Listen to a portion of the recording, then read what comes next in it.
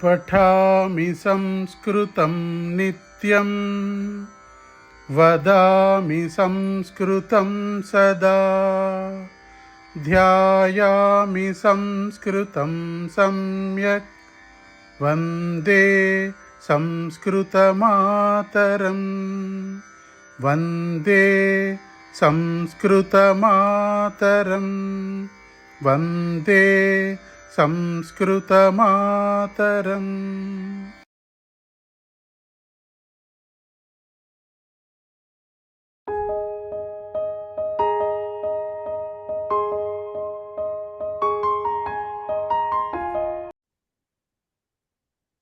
ध्येयमन्त्रः पठामि संस्कृतं नित्यं वदामि संस्कृतं सदा ध्यायामि संस्कृतं सम्यक् वन्दे संस्कृतमातरम्। संस्कृतस्य प्रसाराय नैजं सर्वं ददाम्यहम्। संस्कृतस्य सदा भक्तो वन्दे संस्कृतमातरम्। संस्कृतस्य कृते जीवन् संस्कृतस्य कृते यजन् आत्मानमाहुतं मन्ये वन्दे संस्कृतमातरम्। अस्तु, धन्यवादः। धन्यवादः।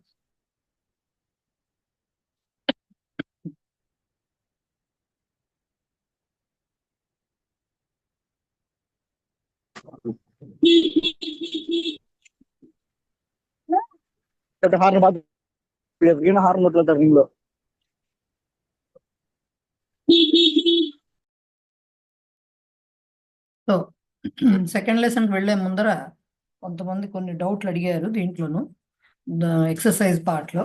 సో ఎక్సర్సైజ్లో ఒక బిట్ మాత్రం అహం గాయామి అని వచ్చింది, దానికి బహువచనం ఎలా రాయాలండి అని అన్నారు.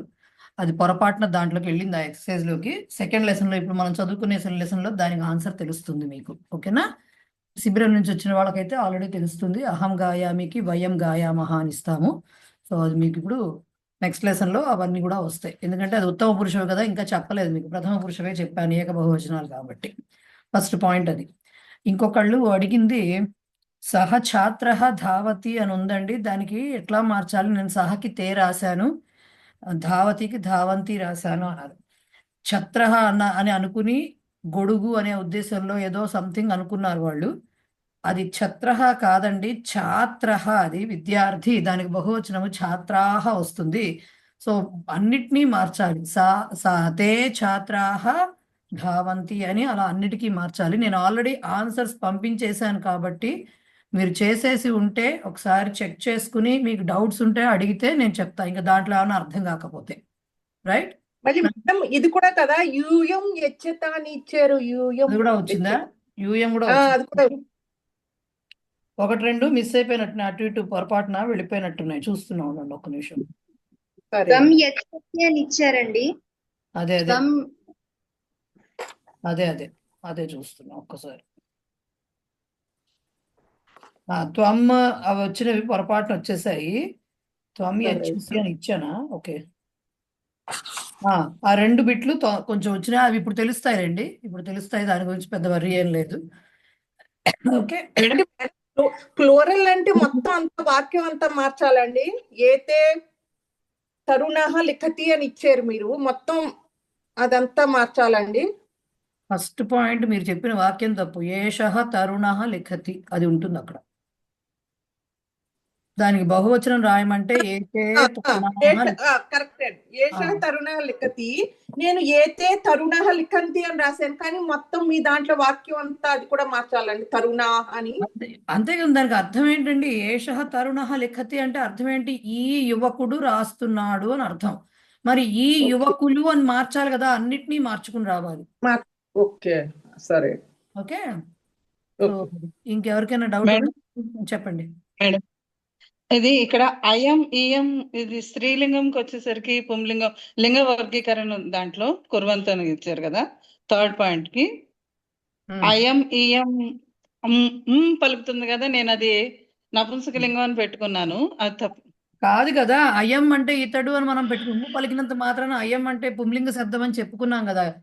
మకారాంత ఇదం శబ్దానికి ఆ ప్రాతిపదికకి పుంలింగంలో అయం అని వస్తుంది, స్త్రీలింగంలో ఇయం అని వస్తుంది, నపుంసకలింగంలో ఇదం అని వస్తుంది అని చెప్పుకున్నాం మనం. సో అయం అని వాళ్ళు ఇచ్చారంటే పుంలింగాని కింద క్లాసిఫై చేయాలి దాన్ని. ఓకే.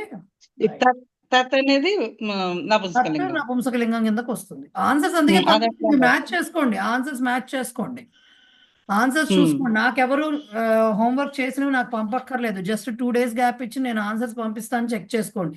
దాంట్లో మీకు ఏమన్నా ఇది ఎందుకు వచ్చిందని అర్థం కాకపోతే అప్పుడు అడగండి, చెప్తాను. ఓకేనా? ఓకే. ఇంకొకటి మరి మేడం చెప్పండి. మేడం ఇంకో డౌట్ అండి. కహ బాలకహ తిష్టతి అంటే ఏంటండి మేడం? అర్థం ఎలా వస్తుంది? ఆ బాలిక కూర్చున్నది ఎవరేనండి? కహ కహ బాలకహ, ఏ బాలుడు ఉన్నాడు. ఓకే, ఏ అని వస్తుంది. ఆ క్వశ్చన్ అర్థం చేసుకోవడం. ఏ బాలక కూర్చున్నాడు? ఏ బాలకుడు కూర్చున్నాడు, కూర్చోవడం కాదు, ఉన్నాడు. తుష్టతి అంటే అదే ఏ బాలకుడు ఉన్నాడు. ఓకే, ఇక్కడ కే బాలకాహ తిష్టంతి అంటే ఏ బాలకులు కూర్చున్నారని, అది నిల్చున్నారని. ఉన్నారు అంతే. అదేండి అడిగిన ఆన్సర్ అడగలేదు కదా, క్వశ్చన్ కి బహువచనం రాయమని అదే. ఇచ్చిన వాక్యాన్ని. క్వశ్చన్ అసలు అర్థమే అవ్వలేదండి. అంటే అదే. ఏ బాలక అంటే అదా. సో ఇప్పుడు సహా బాలకః వసతి అన్నాం, లేకపోతే హసతి అన్నాం అనుకోండి, ఆ బాలకుడు మీనింగ్ వస్తుంది. ఏష ఆర్ అయం బాలకః అని చెప్పాం అనుకోండి, అయం వృక్షః ఆర్ అయం బాలకః అలా చెప్పాం అనుకోండి, ఈ బాలుడు అనే మీనింగ్ వస్తుంది. ఆర్ ఏష వచ్చినా కూడా. ఓకే, అర్థమైంది. సా మహిళ గాయతి అన్నాం అనుకోండి, ఆ మహిళ పాడుతున్నది అని చెప్పడం అన్నమాట. ఓకే, అలా ఇక్కడ మళ్ళీ కిమ్ గచ్చతి అంటే ఎవరు వెళ్తున్నారని అర్థం వస్తుందని. కిమ్ గచ్చతి. గచ్చతి కరెక్ట్ క్వశ్చన్ అడిగారు. గచ్చతి అంటే వెళ్ళడం అనేది మనకు అర్థమైపోయింది, వెళ్తున్నది, వెళ్తున్నాడు అలా చెప్తాం. మరి కిమ్ అని ఇచ్చామంటే అక్కడ ఎవరు అని మనిషి గురించి చెప్పకూడదు కదా, వాహనం గచ్చతి, యానం గచ్చతి అని చెప్పాలి. అక్కడ క్వశ్చన్ కిమ్ లో అంటే యాక్చువల్ గా మీనింగ్ అదే, ఎవరు వెళ్తున్నారు ఆర్ ఎవరు ఏది. యాక్చువల్ గా కరెక్ట్ గా చెప్పాలంటే ఏది వెళ్తున్నది అని వస్తుంది క్వశ్చన్ ఆన్సర్. ఓకే, అవునండి. కిమ్ నపుంసక ఇది కదా. కహ గచ్చతి అంటే ఎవడు వెళుతున్నాడు, కా గచ్చతి అంటే ఎవత వెళుతున్నది, కిమ్ గచ్చతి అంటే ఏది వెళుతున్నది అని వస్తుంది. ఓకే ఓకే, కాని గచ్చంతి అంటే అవి ఏవి వెళ్తున్నాయి బహువచనం దానికి. అదే అర్థం. Okay, right. అదే క్వశ్చన్ అర్థం అవట్లేదు, అదే ఎలా తీసుకోవాలి అని ఇప్పుడు అర్థమైంది. నెమ్మదిగా అలవాటు పడతారు. అందుకనే దానికి ముందు అది రాయడం అనేది, ఆ మాటలు పలకటము రాయటము వస్తుందని అలా అన్ని రకాలు కలిపిచ్చాం అనమాట. ఒకేసారి ప్లూరల్ వచ్చేస్తాయి కదా అన్నిటికీ అని. అవునవును. అయిపోయినాయా, డౌట్స్ అయిపోయినాయా? నేను ఒక విషయం క్లారిఫై చేసి చెప్పాలి అందుకని. ఓకేనా, ఫైనా? రైట్. ఫైన్ అండి. దీనికి రికార్డింగ్ అవసరం లేదు కాబట్టి పాజ్. రెండవ పాఠం తీయండి, సూక్తి.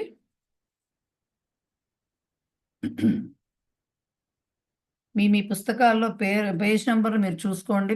బుక్స్ ఎడిషన్ మారుతున్న కొద్దీ ఒక్కొక్కసారి పేజ్ నెంబర్స్ చేంజ్ అవుతాయి. Second lesson. క్షణశః కణశశ్చైవ విద్యామర్థం చ సాధయేత్. క్షణశః కణశశ్చైవ విద్యామర్థం చ సాధయేత్. దీన్ని సెపరేట్ చేసుకుంటే క్షణశః కణశః చ ఏవ. క్షణశః మామూలుగా విడిగానే ఉంది. కణశః చ ఏవ, కణశః చ ఏవ విద్యాం అర్థం చ సాధయేత్. క్షణశః అంటే ప్రతి క్షణము విడవకుండా అని అర్థం, ఒక్కొక్క క్షణమే లెక్క పెట్టుకుంటూ అని అర్థం. కణశః అంటే ఒక్కొక్క కణమే లెక్క పెట్టుకుంటూ అని అర్థం. ఏం చెయ్యాలట? క్షణశః ఒక్కొక్క క్షణమే లెక్క పెట్టుకుంటూ, అంటే ఒక్క క్షణం కూడా వేస్ట్ చేయకుండా, వ్యర్థం చేయకుండా, విద్యాం చదువుని, అలాగే కణశః ఒక్క కణమును కూడా, ఒక్క పైసా కూడా అంటారు, పైసా కూడబెట్టి అంటారే అట్లా, ఒక్క పైసా కూడా వదలకుండా, కణాన్ని కూడా వదలకుండా, అర్థం సంపదనుట, సంపదం చ అర్థం అంటే సంపదను కూడా సాధయేత్ సాధించాలి. అంటే విద్యార్జన చేసేటప్పుడు, అర్థార్జన చేసేటప్పుడు కూడా ప్రతి క్షణము ప్రతి కణము విలువైనదే, అలాగా దాన్ని సంపాదించాలి అని, సాధించాలి అని చెప్పి దాని యొక్క అర్థం. క్లియర్? ఎస్. ఇవాళ ఇవాళ మనం చెప్పుకునేది సెకండ్ లెసన్లో ఏమిటి ఉంటాయి అంటే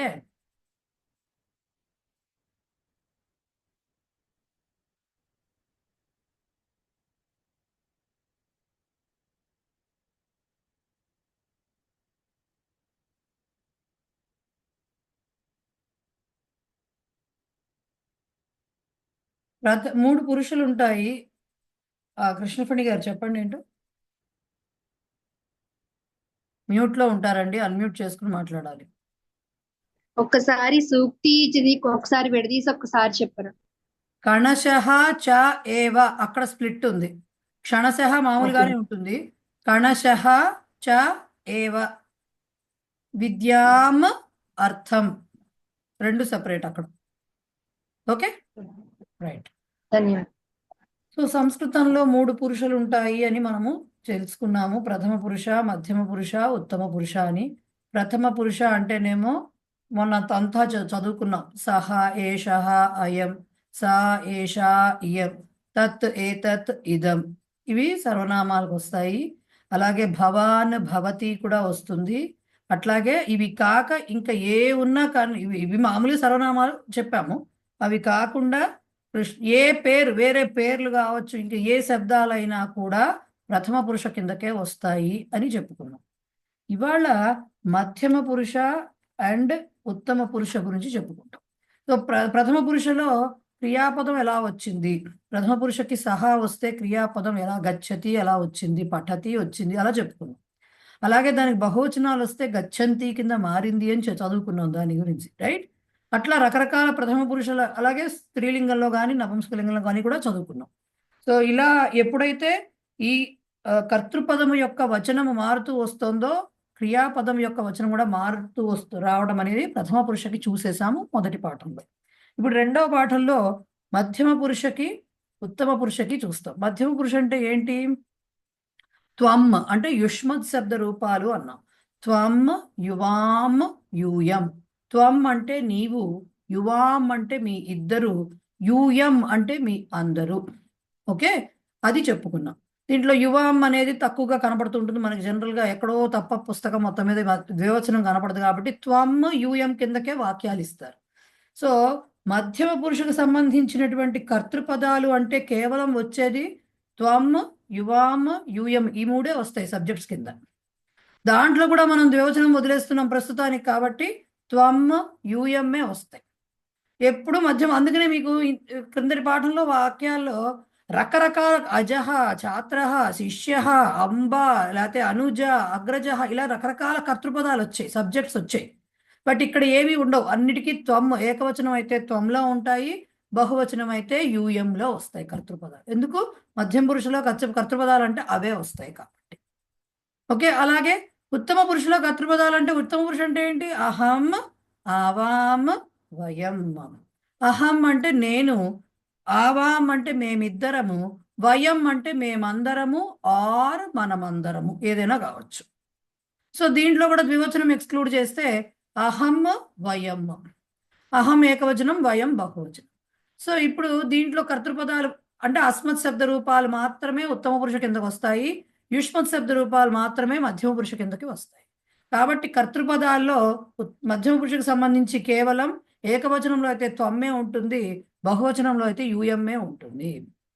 అదే ఉత్తమ పురుషుకు సంబంధించిన కర్తృపదాల్లో ఏకవచనంలో అయితే అహం ఉంటుంది, బహువచనంలో అయితే వయం ఉంటుంది. ఇప్పుడు తెలుగులో అతను చదువుతున్నాడు, ఆమె చదువుతున్నది అని చెప్తున్నాం. అది నడుస్తున్నది, వాహనంకి వచ్చినప్పుడు చెప్పినప్పుడు అట్లా చెప్తున్నాం. అంటే దాని ప్రకారంగా నడుస్తున్నాడు, నడుస్తున్నది అని మారుతుంది, రైట్. మరి నీవు అని వచ్చేప్పుడు కూడా మారుతుంది కదా, నడుస్తున్నావు ఆర్ చదువుతున్నావు అని వస్తుంది కదా, చదువుతున్నావు అని రావాలి. అలాగే మీరు చదువుతున్నారు అని వస్తుంది. అలాగే నేను చదువుతున్నాను అని వస్తుంది, మేము చదువుతున్నాము ఆర్ మనము చదువుతున్నాము అని రావాలి. సో వీటికి సంబంధించిన క్రియాపదాలు కావాలి కదా. చదువుతున్నది, చదువుతున్నాడు అంటే పఠతి అన్నాము, దానిలోనే బహువచనం వాళ్ళందరూ చదువుతున్నారు అని చెప్పాలంటే పఠంతి అని చెప్పాము. బట్ నీవు చదువుతున్నావు అంటే ఏం చెప్పాలి? మరి అలాగే మీరందరూ చదువుతున్నారు అంటే ఏం చెప్పాలి? ఇలాగా వీటికి కూడా క్రియాపదాలు వస్తాయి. ఎలా వస్తాయి? పఠసి, పఠథః, పఠథ. ఎవ్వరు రాసుకోకర్లా, అన్ని మీ పుస్తకంలో ఉంటే నేను స్లైడ్స్ చూపిస్తా. పఠసి, పఠథః, పఠథ అంటే త్వం పఠసి, నీవు చదువుతున్నావు. యూయం పఠథః, మీ ఇద్దరు చదువుతున్నారు. యూయం కాదు, యువాం. యూయం బహువచనానికి వచ్చేసరికి పఠథ, మీరందరూ చదువుతున్నారు. సంస్కృతంలో దీర్ఘాలు, హలంతాలు, విసర్గలు, అక్షరాలు అసలు చాలా మ్యాటర్ అవుతాయి. ఒక విసర్గ తీసేస్తే ఒక వచనం మారిపోతూ ఉంటుంది. అందుకని జాగ్రత్తగా ఉండాలి. సో త్వం పఠసి, యువాం పఠథః, యూయం పఠథ. ఇప్పుడు ఫస్ట్ రూపాలు ఏమొచ్చాయి? పఠతి, పఠంతి. రైట్? పఠతి, పఠతః, పఠంతిలో మనల్ని బాగా నేర్చుకుంది పఠతి, పఠంతి, లిఖతి, లిఖంతి, హసతి, హసంతి, ధావతి, ధావంతి. ఇలా చదువుకొచ్చాం ప్రథమ పురుషుకి. మధ్యమ పురుషుకి ఎలా చదువుతాము? పఠసి, పఠథ, లిఖసి, లిఖథ, హససి, హసథ. అలాగే ధావసి, ధావథ. అలా వస్తాయి. త్వం పఠసి, త్వం హససి, త్వం లిఖసి, త్వం గాయసి, త్వం ధావసి, త్వం నృత్యసి, త్వం క్షాళయసి. ఇలాగ రకరకాలుగా వస్తాయి. బహువచనం వచ్చేసరికి వీటికే యూయం పఠథ, యూయం లిఖథ, యూయం హసథ, యూయం గాయథ, యూయం ధావథ. ఇలాంటి రూపాలు వస్తాయి. ఓకే, మరి ఇది బాగుందండి. మరి అహంకో ఉత్తమ పురుషుడికి మళ్ళీ వేరే వస్తుంది. నేను చదువుతున్నాను అని రావాలి కదా. దానికి ఎట్లా వస్తాయి? పఠామి, పఠావహ, పఠామహ అని వస్తాయి. పఠామి అంటే అహం పఠామి, నేను చదువుతున్నాను. ఆవాం పఠావహ అంటే మేమిద్దరం చదువుతున్నాము. వయం పఠామహ అంటే మేమందరం చదువుతున్నాము. సో పఠామి, పఠావహ, పఠామహ. ఏకవచనంలో మాత్రమే, ఏకవచనం బహువచనం మాత్రం తీసుకుంటే పఠామి, పఠామహ, లిఖామి, లిఖామహ, హసామి, హసామహ, గాయామి, గాయామహ. అలా వరుసగా వస్తూ ఉంటాయి అన్నమాట. సో ఇప్పుడు మీకు మొత్తం టేబుల్ లాగా ఒకటి వచ్చేస్తుంది అనమాట. ఎట్లా? పఠతి, పఠతః, పఠంతి, పఠసి, పఠథః, పఠథ, పఠామి, పఠావహ, పఠామహ. ఈ మొత్తం 9 ఫామ్స్ వచ్చాయా? అంటే ఏకద్వి బహువచనాల్లో ప్రథమ, మధ్యమ, ఉత్తమ పురుషుల్లో 3 రూపాల రూపంలో మొత్తం 9 రూపాలు వస్తాయి. ఈ 9 రూపాలు కూడా వర్తమాన కాలాన్ని తెలియచెప్పే రూపాలు, ప్రజెంట్ టెన్స్ ని తెలియచెప్పే రూపాలు. ప్రథమ పురుషులో ఏకద్వి బహువచనాలు, మధ్యమ పురుషులో ఏకద్వి బహువచనాలు, ఉత్తమ పురుషులో ఏకద్వి బహువచనాలు. సో ఈ మొత్తాన్ని కలిపి ఈ 9 రూపాలు కూడా ప్రజెంట్ టెన్స్, వర్తమాన కాలంలో ఉపయోగించబడే రూపాలు. ఓకే, ఒక్కసారి చూద్దాం.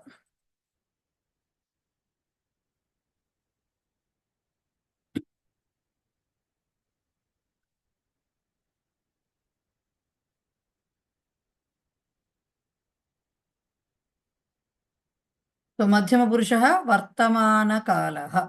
పఠసి, పఠథః, పఠథ. You read, you both read అంటే నువ్వు చదువుతున్నావు, మీ ఇద్దరు చదువుతున్నారు, మీ అందరూ చదువుతున్నారు. సో త్వం పఠసి అనేది ఏకవచనం అయితే యూయం పఠథ బహువచనం అవుతుంది. ఇప్పటివరకు మనం చెప్పుకుందంతా ఇదే స్లైడ్లో ఒకసారి రిటర్న్ గా చూపిస్తున్నాం అన్నమాట. ఉత్తమ పురుషుల వర్తమాన కాలంలో పఠామి, పఠావహ, పఠామహ అని వస్తుంది. సో అంటే నేను చదువుతున్నాను, మేమిద్దరం చదువుతున్నాము, మేమందరం చదువుతున్నాము. దీనిలో ఏకవచనం అహం పఠామి. ఇక్కడ అహం చెప్పినా చెప్పకపోయినా పఠామి అంటేనే అహం పఠామి అని అర్థం వచ్చేస్తుంది ఆటోమేటిక్గా. ఇంకా పఠతి అంటే చెప్పాల్సి వస్తుంది, ఏమిటో అక్కడ ఉన్న కర్తృపదం తెలియదు కాబట్టి. కానీ పఠసి అన్నారంటే అది ఖచ్చితంగా నీవు పఠసి, అంతే, త్వం పఠసి అనే ఉంటుంది అక్కడ. ఓకే, కమ్ హియర్ అన్నారనుకోండి మీరు ఇంగ్లీష్లో, ఏమవుతుంది? యూ కమ్ హియర్ అనే కదా అర్థము. యూ కమ్ హియర్ అనే కదా అర్థం, అలా అనమాట. సో ఇవి ఖచ్చితంగా వాటికే ఎక్స్క్లూజివ్ క్రియాపదాలు కాబట్టి ఇక వేరే కర్తృపదం ఉండదు కాబట్టి పఠామి అని చెప్పినా అహం పఠామి అని చెప్పినా కూడా ఒకటే అర్థము. అలాగే వయం పఠామహ బహువచనము. ఇప్పుడు నేను ఇందాక చెప్పాను కదా వచ్చినవన్నీ ఎట్లా ఉంటాయి రూపాలు అనేది. మనం ఫస్ట్ ప్రథమ పురుష వర్తమాన కాలము. ఓకే, వర్తమాన కాలము దాంట్లో ప్రథమ పురుష, మధ్యమ పురుష, ఉత్తమ పురుష. దీంట్లో ఏకవచనం, ద్వివచనం, బహువచనం. పఠతి, పఠతః, పఠంతి, పఠసి, పఠథః, పఠథ, పఠామి, పఠావః, పఠామః. ఈ మొత్తం టేబుల్ని వర్తమాన కాల క్రియాపదముల పట్టిక టేబుల్ అంటారు. దీన్నే వీటిని లకారాలు అంటారు, కొంచెం చివరికి తెలుస్తుంది. దీన్ని లట్ అనే లకారము అంటారు. లట్ వర్తమాన కాలంలో వాడేటటువంటి క్రియాపదాల పట్టిక ఏదైతే ఉందో ఆ మొత్తం టేబుల్ని లట్ అంటారు. చివరి లెసన్లో మీకు ఇవన్నీ చెప్తారు. ముందరైతే తెలుసుకోవాల్సింది ప్రెసెంట్ టెన్స్లో ఏం వాడతాము అంటే కేవలం ఇవి ఈ రూపాలు వాడతాం. 9 రూపాలు. మనకి ఈ మధ్యలో రూపాలు ద్వివచనంవి కొంచెం తొందరగా చెప్పరు, అందుకని ఏకబహువచనాలు ఎక్కువ కనపడుతూ ఉంటాయి. బట్ ఇవి కూడా రావాలి నోటికి, ఇవి కూడా నోటికి రావాలి. ఈ రూపాలన్నీ ఈ టేబుల్ రావాలి, నోటికి రావాలి. ప్రతి వెర్బ్కి రావాలి. ప్రతి వెర్బ్కి ఎలా వస్తుందండి? ప్రతి వెర్బ్కి అంటే ఓ 4 తీసుకుని 4 సార్లు రాశారనుకోండి, మిగతావన్నీ ఆటోమేటిక్గా వచ్చేస్తాయి. ఓకే, మిగతావన్నీ ఆటోమేటిక్గా వస్తాయి. ఇక్కడ చిన్న పాయింట్ మెన్షన్ చేశాను నేను. There is no gender difference in verbs in Sanskrit. క్రియాపదాలు అంటే ఇవి ఉన్నాయి చూసారా, ఇలా ఇక్కడ కనిపిస్తున్న 9 రూపాలు ఉన్నాయి చూసారా, వీటి వేటికి కూడా జెండర్ డిఫరెన్స్ ఉండదు. అంటే మగ లింగ భేదం ఉండదు. అంటే సహా పఠతి, సా పఠతి. ఓకే, ఏషః పఠతి, ఏషా పఠతి. తే పఠంతి, తాః పఠంతి. పాలకాః పఠంతి, బాలికాః పఠంతి. సో లింగ భేదం ఉండదు. అహం త్వం పఠసి అని ఎదుర్కొండా ఉన్నవాళ్ళు మగవాళ్ళైనా ఆడవాళ్ళైనా కూడా త్వం పఠసి అనే అనాలి. అలాగే అహం పఠామి అని ఎవరికి వాళ్ళు చెప్పుకునేప్పుడు కూడా ఆడైనా మగైనా అహం పఠామి అని చెప్పుకోవాలి. సో వీటికి లింగ భేదం అనేది ఉండదు. ఓకే,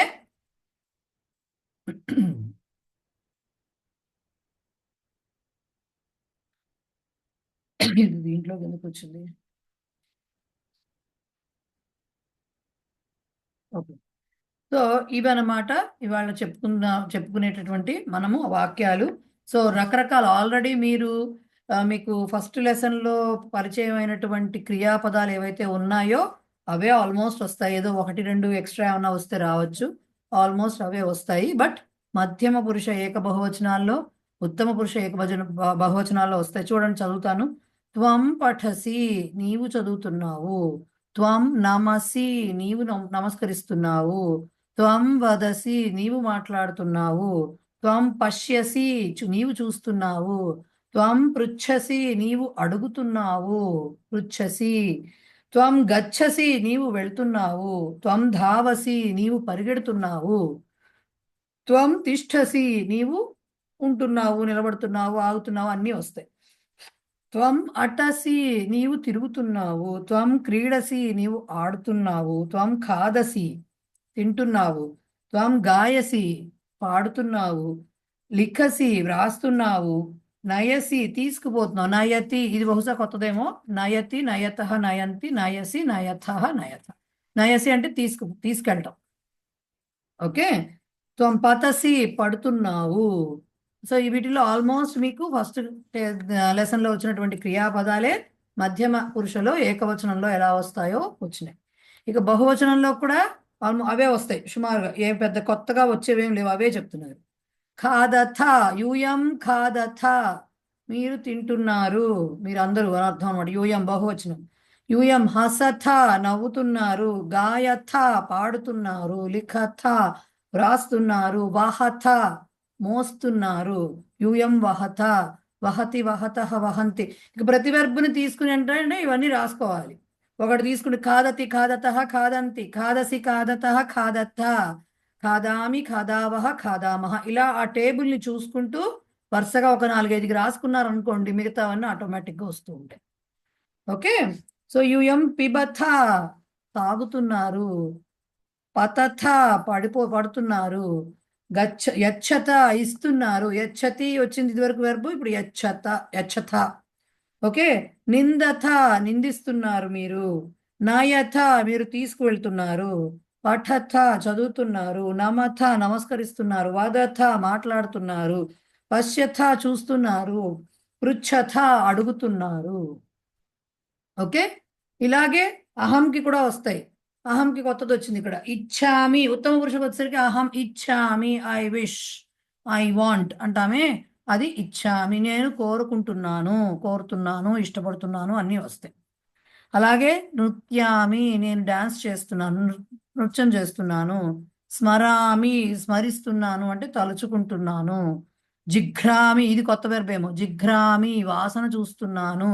జిఘ్రతి, జిఘ్రతః, జిఘ్రంతి, జిఘ్రసి, జిఘ్రతః, జిఘ్రథ, జిఘ్రామి, జిఘ్రావః, జిఘ్రామః అని వస్తుంది. అలాగే వసామి, వసతి అనే దానికి నివసించటం అన్నమాట. సో వసామి అనేది అహం వసామి, నేను నివసిస్తున్నాను.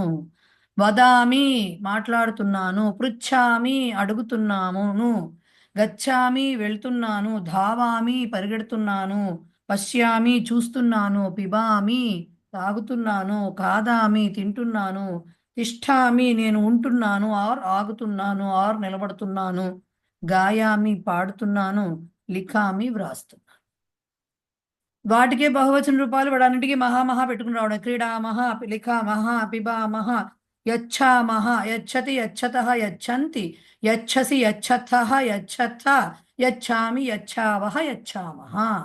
ఇలా మీరు ఏది తీసుకున్నా అక్కడ ఇచ్చిన రూపాలు అన్నిటికీ కూడా ఓ టేబుల్ వచ్చేస్తుంది. 9 రూపాల టేబుల్. ఓకే. తిష్ఠామహ, నమామహ, వహామహ, నయామహ, ధావామహ, స్మరామహ, నృత్యామహ, హసామహ, గాయామహ, అటామహ, ఇచ్చామహ. ఇలాగా అన్నింటికీ కూడా రూపాలు అనేవి వస్తాయి. వర్తమాన కాలంలో వాడటానికి 9 రకాల రూపాలు ఉంటాయి. 9 కూడా 3 ప్రథమ పురుష, 3 మధ్యమ పురుష, 3 ఉత్తమ పురుష. ఎందుకు 3 పురుషుల్లో 3 రూపాలు వచ్చాయంటే అవి ఏకద్వి బహువచనాలకి సంబంధించినవి. ఇంతవరకు క్లియరా? ఎస్. మీకు ఇక్కడ పుస్తకంలో కూడా టేబుల్ ఇచ్చారు. నెక్స్ట్ పేజ్లో తిప్పితే మీకు అక్కడ పుస్తకంలో కూడా టేబుల్ ఇచ్చారు. మన స్లైడ్లో కూడా మనం సంస్కృత లిపిలో రాసిస్తాం కాబట్టి దేవనాగరి లిపిలో ఫస్ట్ చేయాల్సిన ప్రాక్టీస్ అదే. ఇవి బాగా కంఠతార. ఇలాంటి టేబుల్స్ 5 టేబుల్స్ నేర్చుకోవాల్సి వస్తుందండి ఒక్కో వెర్బ్కి. ప్రవేశ లెవెల్లోనే 4 టేబుల్స్ వస్తాయి ఇలాంటి టేబుల్స్. ఇప్పుడు అంటే ఈ 9 రూపాయలు ఉన్న టేబుల్స్ 4 టేబుల్స్ వస్తాయి. ఒక్కొక్క వెర్బ్కి 4 టేబుల్స్. నెక్స్ట్ లెవెల్కి ఇంకొక టేబుల్ వస్తుంది. సో ఇవి ఖచ్చితంగా వచ్చి తీరాలి. ఎందుకంటే టెన్సెస్ అనేవి కాల నిర్ణయం చేసి దాని ప్రకారంగా వాక్యం రాయాలంటే కంపల్సరీ ఇవి తెలియాల్సిందే. ఫస్ట్లో కొంచెం కష్టం అనిపించవచ్చు.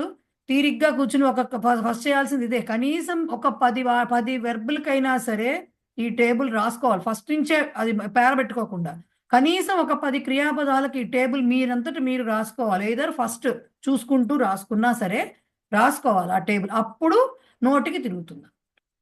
కళ్ళు మూసుకుని చెప్పినా కూడా అడిగినా కూడా చెప్పేట్టుగా ఉండాలి ఆ టేబుల్స్ అన్నీ కూడా. ఓకే. సో ఇదనమాట. దీనికే వాళ్ళు అక్కడ నెక్స్ట్ అభ్యాసం అని చెప్పిన దాంట్లో అదే చెప్పారు. త్వం పఠసి అంటే బహువచనంలో యూయం పఠత అంటే ఏకవచనాన్ని బహువచనంగా మార్చడం. ఆ వాక్యాల తర్వాత కంటిన్యూయేషన్ అండి. ఏకవచనాన్ని బహువచనంలోకి, బహువచనం ఇస్తే ఏకవచనంలోకి ఎలా మార్చాలి అనేదే చెప్తున్నారు వాళ్ళు. అలాగే కాకుండా ఇంకో రకంగా కూడా ఎలా ఇస్తారు, పురుషుల మార్పిడి కూడా ఇస్తారండి. చూడండి, త్వం పఠసి అని ఇచ్చిన దాన్ని ప్రథమ పురుష, త్వం పఠసి అంటే మధ్యమ పురుషులో ఇచ్చిన వాక్యం అది ఏకవచనంలో. సో దాన్ని ప్రథమ పురుషులోకి, ఏకవచనంలోకి, అలాగే ఉత్తమ పురుషులో ఏకవచనంలోకి కూడా మార్చాలి. సో త్వం పఠసి అని ఇచ్చారు మధ్యమ పురుషులో అంటే ప్రథమ పురుషులో మరి కర్తృపదం ఏం తీసుకోవాలండి? జనరలైజ్డ్గా సహా అని తీసేసుకోవచ్చు, తప్పేమీ లేదు. సహ పఠతి. అదే ఉత్తమ పురుషులోకి వచ్చేసరికి అహం పఠామి. ఇవి 2 కూడా అడుగుతారు, ఇట్లా అడుగుతారు. 2 ఇవ్వమని రాయమని అడగకపోవచ్చు. ఏదో ఒకటి, ఇది ఇచ్చిన దాన్ని మధ్యమ పురుషులోకి రాయండి, లేదంటే ఇచ్చిన దాన్ని ప్రథమ పురుషులోకి మార్చి రాయండి, ఇట్లా అడగడానికి అవకాశం ఉంటుంది. సో పురుషులు మార్చడం, వచనాలు మార్చడం కూడా రావాలి. ఓకే, సో యూఎం పిబథ అని వాళ్ళు ఇచ్చారు, దానికి ఎట్లా రాయమన్నారు? యూఎం బహువచనంలో ఇచ్చారు కాబట్టి మధ్యమ పురుష బహువచనంలో ప్రథమ పురుష బహువచనంలో దానికి ఏమొస్తుంది? తే తే పిబంతి. అలాగే వయం చెప్పాలి, ఉత్తమ పురుషుల బహువచనాన్ని చెప్పాలంటే వయం పిబామహ అని చెప్పాలి. సో ఆ మార్చడం అనేది ఉంటుంది సరే, ఈ ట్రాన్స్ఫర్మేషన్స్ కూడా రావాలి. అలాగే అహం ఇచ్చామి, ఇది ఉత్తమ పురుషులో ఇచ్చారు, దీన్ని ప్రథమ మధ్యమ పురుషుల్లో రాయాలట. అహం కాస్త ప్రథమ పురుషకు వచ్చేసరికి జనరల్గా సహా తీసుకోండి, లేకపోతే సహా తీసుకోవచ్చు, తప్పేం లేదు. సహ పఠతి ఏంటిది? ఇచ్చతి, ఇచ్చతి. అలాగే మధ్యమ పురుషు అంటే త్వం ఇచ్చసి. ఓకే, వయం క్రీడామహ అని ఇచ్చారు, వయం ఇప్పుడు ఉత్తమ పురుష బహువచనంలో ఉంది, సో మనం ప్రథమ పురుష బహువచనంలోను అండ్ మధ్యమ పురుష బహువచనంలోను చెప్పాలి. ప్రథమ పురుష బహువచనానికి తే, తాహ, ఏతే, ఏతాహ ఏదైనా తీసుకోవచ్చు. సో తే ఏంటిది? క్రీడంతి అని చెప్పాలి. వయం ఇచ్చారు కాబట్టి తే క్రీడంతి, ఇంకొకటి యూయం క్రీడథ. ఓకే, ఇలాగా ట్రాన్స్ఫర్మేషన్ చేసుకోవాల్సి వస్తుంది అన్నమాట. అవే ఇచ్చారు. నెక్స్ట్ ఏం చేశారు? అహం కిం కరోమి, ఇది కాస్త ఇంట్రెస్టింగ్గా ఉంటుంది చూడండి. వాళ్ళు ఏమన్నారు? సమాధానాలు మౌఖికంగా చెప్పమన్నారు, అంటే ఓరల్గా చెప్పాలి. ఎగ్జాంపుల్ ఇచ్చారు, అహం కిం కరోమి అని నేను క్వశ్చన్ వేసాను అనుకోండి. ఇప్పుడు నేను మిమ్మల్ని క్వశ్చన్ చేస్తున్నాను, అహం కిం కరోమి అంటే నేను ఏం చేస్తున్నాను అని. అప్పుడు మీరు ఆన్సర్ చెప్పేటప్పుడు ఎట్లా చెప్పాలి? నీవు అని చెప్పాలి, అంతేగా? నేనేం చేస్తున్నాను అడిగితే మీరు ఏం చెప్పాలి? నీవు అని ఏదో ఒక వెర్బ్ చెప్పాలి, ఏదో ఒక వెర్బ్ చెప్పాలి. దానికి ఎగ్జాంపుల్గా వాళ్ళు ఏం రాశారు? త్వం పఠసి, త్వం ధావసి, త్వం ఖాదసి, త్వం ఇచ్చసి, త్వం నమసి, ఇవన్నీ వస్తాయి. అహం కిం కరోమి అంటే. అదే కాకుండా నేను మీలో ఎవరినైనా ఒకళ్ళని అడిగాను అనుకోండి, త్వం కిం కరోషి అని నేను ఎవరైనా అడిగాను, కరోషి అనాలి దాన్ని. అది ఎందుకు వచ్చిందో తర్వాత చెప్తాను. త్వం కిం కరోషి అని అడగాలనుకోండి, త్వం కిం కరోషి అని నేను అడిగాను అనుకోండి, నీవు ఏం చేస్తున్నావు అని అడిగినప్పుడు మీరు ఆన్సర్ ఎలా స్టార్ట్ చేస్తారు? నేను అని స్టార్ట్ చేస్తారా? అంతే కదా. మన ఎదుర్కొండే వాళ్ళని నువ్వేం చేస్తున్నావు అని అడిగితే వాళ్ళు చెప్పే ఆన్సర్ ఎట్లా ఉంటుంది? నేను అని స్టార్ట్ చేస్తారు కదా. సో అప్పుడు మీరేం చేయాలి? అహం అని ఇంకో వెర్బ్ ఏదైనా రాయాలి. పఠామి, గాయామి, లిఖామి, ఖాదామి, హసామి, ఏమంటారు, పిబామి, ఏదో ఒకటి అలా మీరు చెప్పాల్సి. అంటే క్వశ్చన్ కనుక అహంతో స్టార్ట్ అయితే ఆన్సర్ త్వంతో స్టార్ట్ అవుతుంది. సో క్వశ్చన్ కనుక అహం కిం కరోమి అలా అహంతో స్టార్ట్ అయితే ఆన్సర్ నేను ఏం చేస్తున్నాను అడిగితే ఆన్సర్ ఏమొస్తుంది? నీవు అని స్టార్ట్ అవ్వాలి, అంటే త్వంతో స్టార్ట్ అవ్వాలి. క్వశ్చన్ త్వం కిం కరోషి త్వంతో స్టార్ట్ అయితే ఆన్సర్ అహంతో స్టార్ట్ అవ్వాలి. దానికి తగినట్టుగా క్రియాపదం మార్చి రాయవలసి వస్తుంది. అలా అదొకటే కాదు, వయంతో స్టార్ట్ అయితే యూయంతో ఆన్సర్ వస్తుంది, యూయంతో క్వశ్చన్ వస్తే వయంతో ఆన్సర్ వస్తుంది. ఓకేనా? సో ఇవి కొంచెం గుర్తుపెట్టుకోవాల్సిన విషయాలు. ఆ తర్వాత మీకు ఇచ్చినవి, సో అహం కిం కరోమి అంటే వస్తుంది. త్వం కిం కరోషి అంటే అహం అని చెప్పాలని చెప్పా కదా. వయం కిం కుర్మహ, ఇప్పుడు మీకు రకరకాల పదాలు వచ్చాయి. కరోతి, కుర్వంతి, కరోతి, పఠతి, పఠంతి లాగా కరోతి, కుర్వంతి. కరోతి ప్రథమ పురుష ఏకవచనం, కుర్వంతి బహువచనం. కరోషి, కురుథ, అక్కడ పక్కన ఇచ్చారు యూయం కిం కురుథ అని ఇచ్చారు, కురుథ. కరోమి, కుర్మహ అన్నమాట. ఓకే, సో వయం కిం కుర్మహ అని అడిగితే యూయం హసథ, యూయం లిఖథ, యూయం గాయథ, యూయం అటథ, ఇలా ఆన్సర్ యూయంతో స్టార్ట్ అయి రావాలి. అలా కాదు, యూయం కిం కురుథ మీరేం చేస్తున్నారు అడిగితే వయంతో స్టార్ట్ అవ్వాలి. వయం పఠామహ, వయం గాయామహ, వయం ఖాదామహ, ఇలాగా క్రీడామహ, ఇలా ఆన్సర్ రావాలి. Okay right. ఆ తర్వాత అదే మనం ఇందాక నుంచి చెప్పుకున్నదే, మొట్టమొదటి క్లాస్ నుంచి చెప్పుకుంటున్నదే చెప్పారు. ఈ క్రియాపదాలు ఏవైతే ఉన్నాయో అన్నీ కూడా ప్రథమ మధ్యమ ఉత్తమ పురుషుల్లో ఉంటాయి, 3 పురుషుల్లోనూ ఉంటాయి, 3 వచనాల్లోనూ ఉంటాయి. యుష్మద్ శబ్ద రూపాలు ఉపయోగించినప్పుడు మాత్రమే మధ్యమ పురుష క్రియాపదాలను ఉపయోగించాలి. అంటే త్వం యువాం యూయంకి మాత్రమే ఆ మధ్యలో లైన్ విపఠసి పఠతః పఠత అనేవి వాడాలి. అలాగే అస్మత్ శబ్ద రూపాలు వాడినప్పుడు మాత్రమే, అంటే అహం ఆవాం వయం వాడినప్పుడే మూడవ రూపాలు ఏవైతే ఉత్తమ పురుష రూపాలు ఉన్నాయో అవి ఆ క్రియాపద రూపాలు వాడాలి. ఓకే, అదే మిగతా ఇవి కాక ముందర కూడా చెప్పా కదా, అస్మత్ శబ్దము యుష్మత్ శబ్దం ఇవి కాక మిగిలినవి ఏ ఉన్నా సరే అవన్నీ ప్రథమ పురుష కిందకే వచ్చేస్తాయి. ఇంక్లూడింగ్ భవాన్ భవతి అన్నీ కూడా ప్రథమ పురుష కిందకే వస్తాయి. భవాన్ భవతి అవడానికి మీరు అనే అర్థంలో గౌరవార్థంలో ఎదుటివారినే సంబోధిస్తున్నా సరే అవి మాత్రం శబ్దపరంగా మన ప్రథమ పురుష కిందకే వస్తాయి. అందుకని భవాన్ గచ్చతి, భవాన్ పఠతి, భవతి గచ్చతి, భవతి పఠతి అనే అనాలి. ఓకేనా? అది వాళ్ళు చెప్పిన మాట. అదే లింగ భేదం లేదు అనేది కూడా ఇందాక చెప్పాను కదా నేను. అది నెక్స్ట్ 5వ పాయింట్ వాళ్ళు చెప్పింది అది. ఇక ఈ యుష్మత్ శబ్దము మరి సహా చెప్పినప్పుడేమో దకారాంత శబ్దము అని చెప్పాం. తద్ అనే శబ్దానికి పుంలింగ స్త్రీలింగ నపుంసకలింగాల్లో సహా తౌ తే ఉంటాయి అని చెప్పాం. సో అలాగే దీనికి కూడా యుష్మద్కి అస్మద్కి కూడా ఎలాంటి అంతాలు అంటే యుష్మద్ అస్మద్ రెండు కూడా దకారాంత శబ్దాలు. కానీ ఇక్కడ తమాషా ఏంటి, త్రిలింగకః అని చెప్పారు. త్రిలింగకః అంటే 3 లింగాల్లో కూడా ఒకే రకమైన రూపం ఉంటుంది.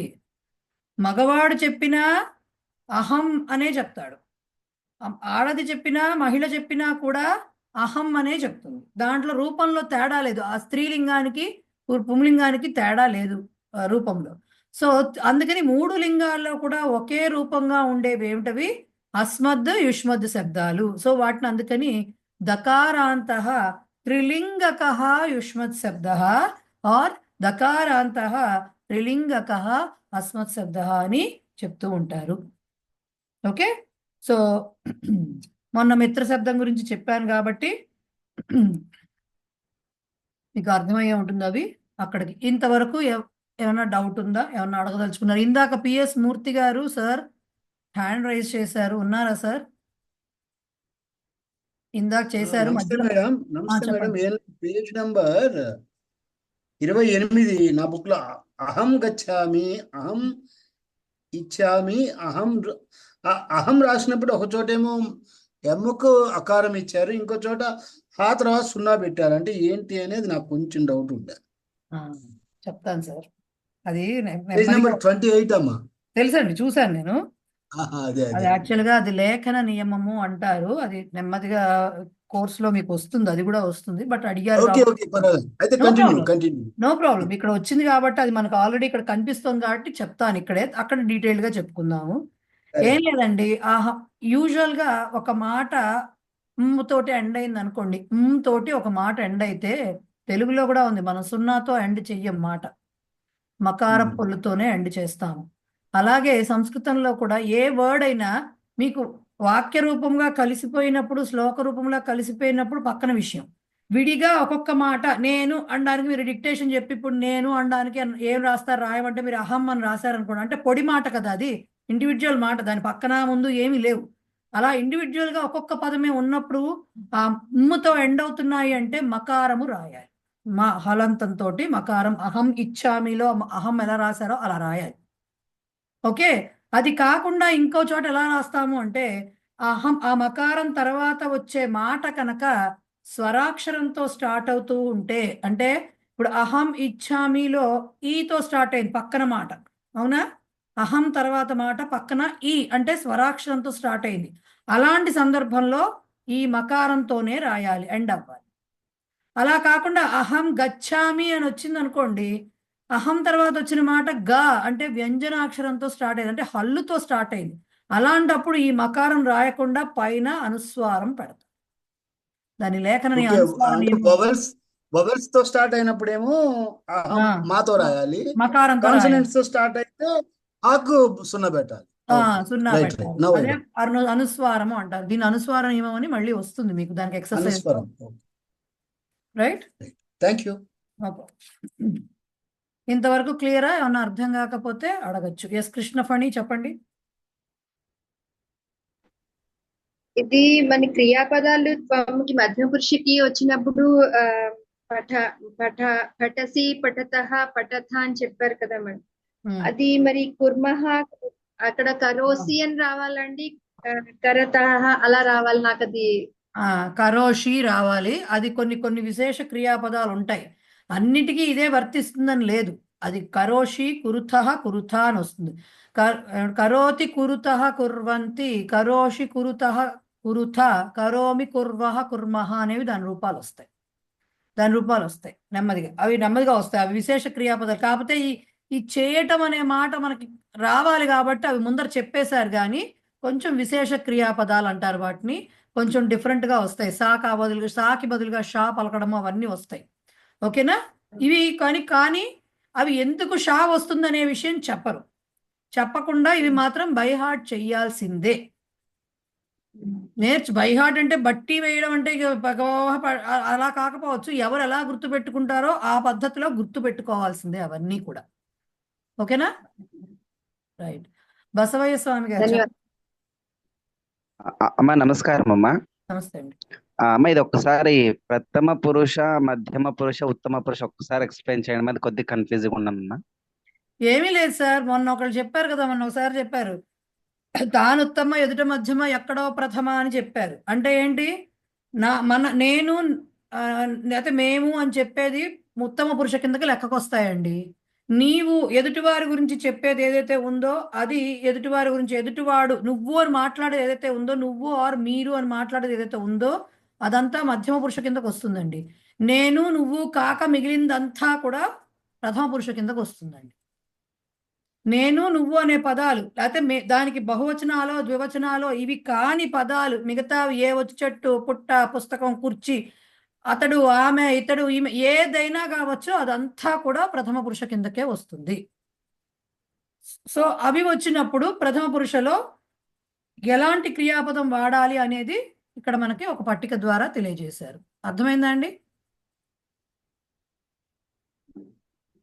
ఓకేనా? Okay, right. ఇంకా ఓకే, ఫైన్. ఇప్పుడు మొన్న చాలా మందికి ఎట్లా రాయాలో ఏమిటో అని గందరగోళం పడ్డారు కదా సంయుక్త అక్షరాల గురించి. ఇక్కడ కొంచెం డీటెయిల్గా, అందుకనే మనకి ఏంటంటే మొదలెట్టంగానే మనకి కంగారు పడకుండా ఉంటే నెమ్మదిగా ఒకటొక్కటి లేయర్స్, ఉల్లిపాయలు పొరలు ఊడినట్టుగా ఒకటొక్కటి ఊడుతూ లోపలికి వెళ్తాం అన్నమాట మనం కూడా. సో ఇక్కడ వాళ్ళు సంయుక్తాక్షరాలు ఏర్పడటానికి అంటే రాయటానికి కొన్ని నియమాలు ఉన్నాయి. అవి ఎట్లా రాయాలి ఏమిటి అనేది కొద్దిగా చెప్తున్నారు అన్నమాట. కొన్ని హింట్స్ ఇస్తున్నారు. కొన్ని హింట్స్ ఇచ్చి అవి ఎలా రాయాలనేది చెప్తున్నారు. పాయింట్ వైజ్గా చెప్తున్నారు వాళ్ళు. తెలుగులో రాసే క్రమం కొద్దిగా వేరుగా ఉంటుంది, ఈ సంస్కృతంలో వేరుగా ఉంటుందని నేను చెప్పాను మొన్న.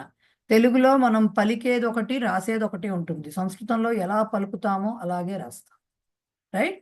ఒకసారి చూడండి ఆ నియమాలు ఏమిటో చూద్దాము.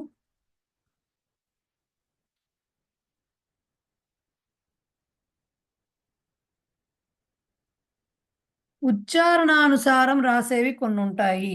ఉచ్చారణానుసారంగా రాసేవి ఏమిటి అంటే గ, య, యకారము, అకారము పలికితే కలిస్తే ఏమవుతుంది?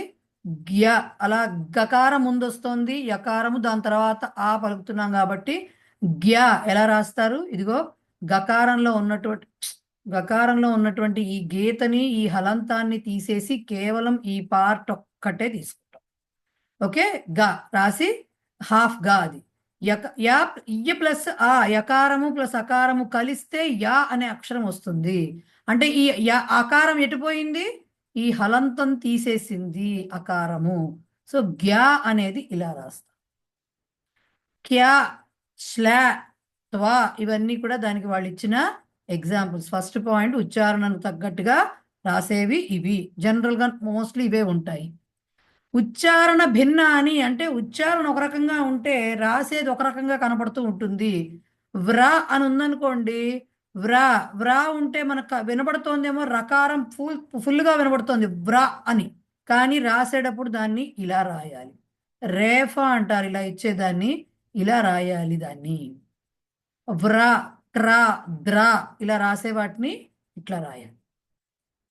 క్త ఇది ప్రింటెడ్ లెటర్ క్త ఇలా వస్తుందండి. కకారము తకారం కలిస్తే క్త ప్రింటెడ్ లెటర్ ఇలా వస్తుంది. కానీ మనం రాస్తే చేత్తో ఎలా వస్తుందంటే మనం చూపించా కదా ఎలా రాయాలో, యా తీసేసి తా రాస్తే ఇక్కడ ఎట్లా వస్తుందో అలా వస్తుంది మనం చేత్తో రాసేది. So క్త okay. ధ బుద్ధి సిద్ధి ఇలా రాస్తాను చూడండి. దాంట్లో రాసేది దా కింద ధా ఒత్తు ఇలా రాయాలి. హాఫ్ దా అన్నప్పుడు దా కానీ కనిపించడం దా ఫుల్గా రాసినట్టు కనపడుతూ ఉంటుంది. ధా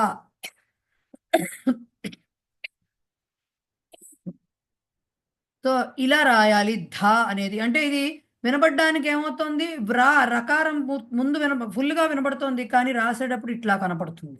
అలాగే బుద్ధి అన్నప్పుడు ఆ ధి మహాప్రాణాక్షరం ఫుల్గా వినబడుతూ ఉంటుంది కానీ కనిపించడం రాసేటప్పుడు ఇలా రాయాల్సి వస్తుంది దాన్ని.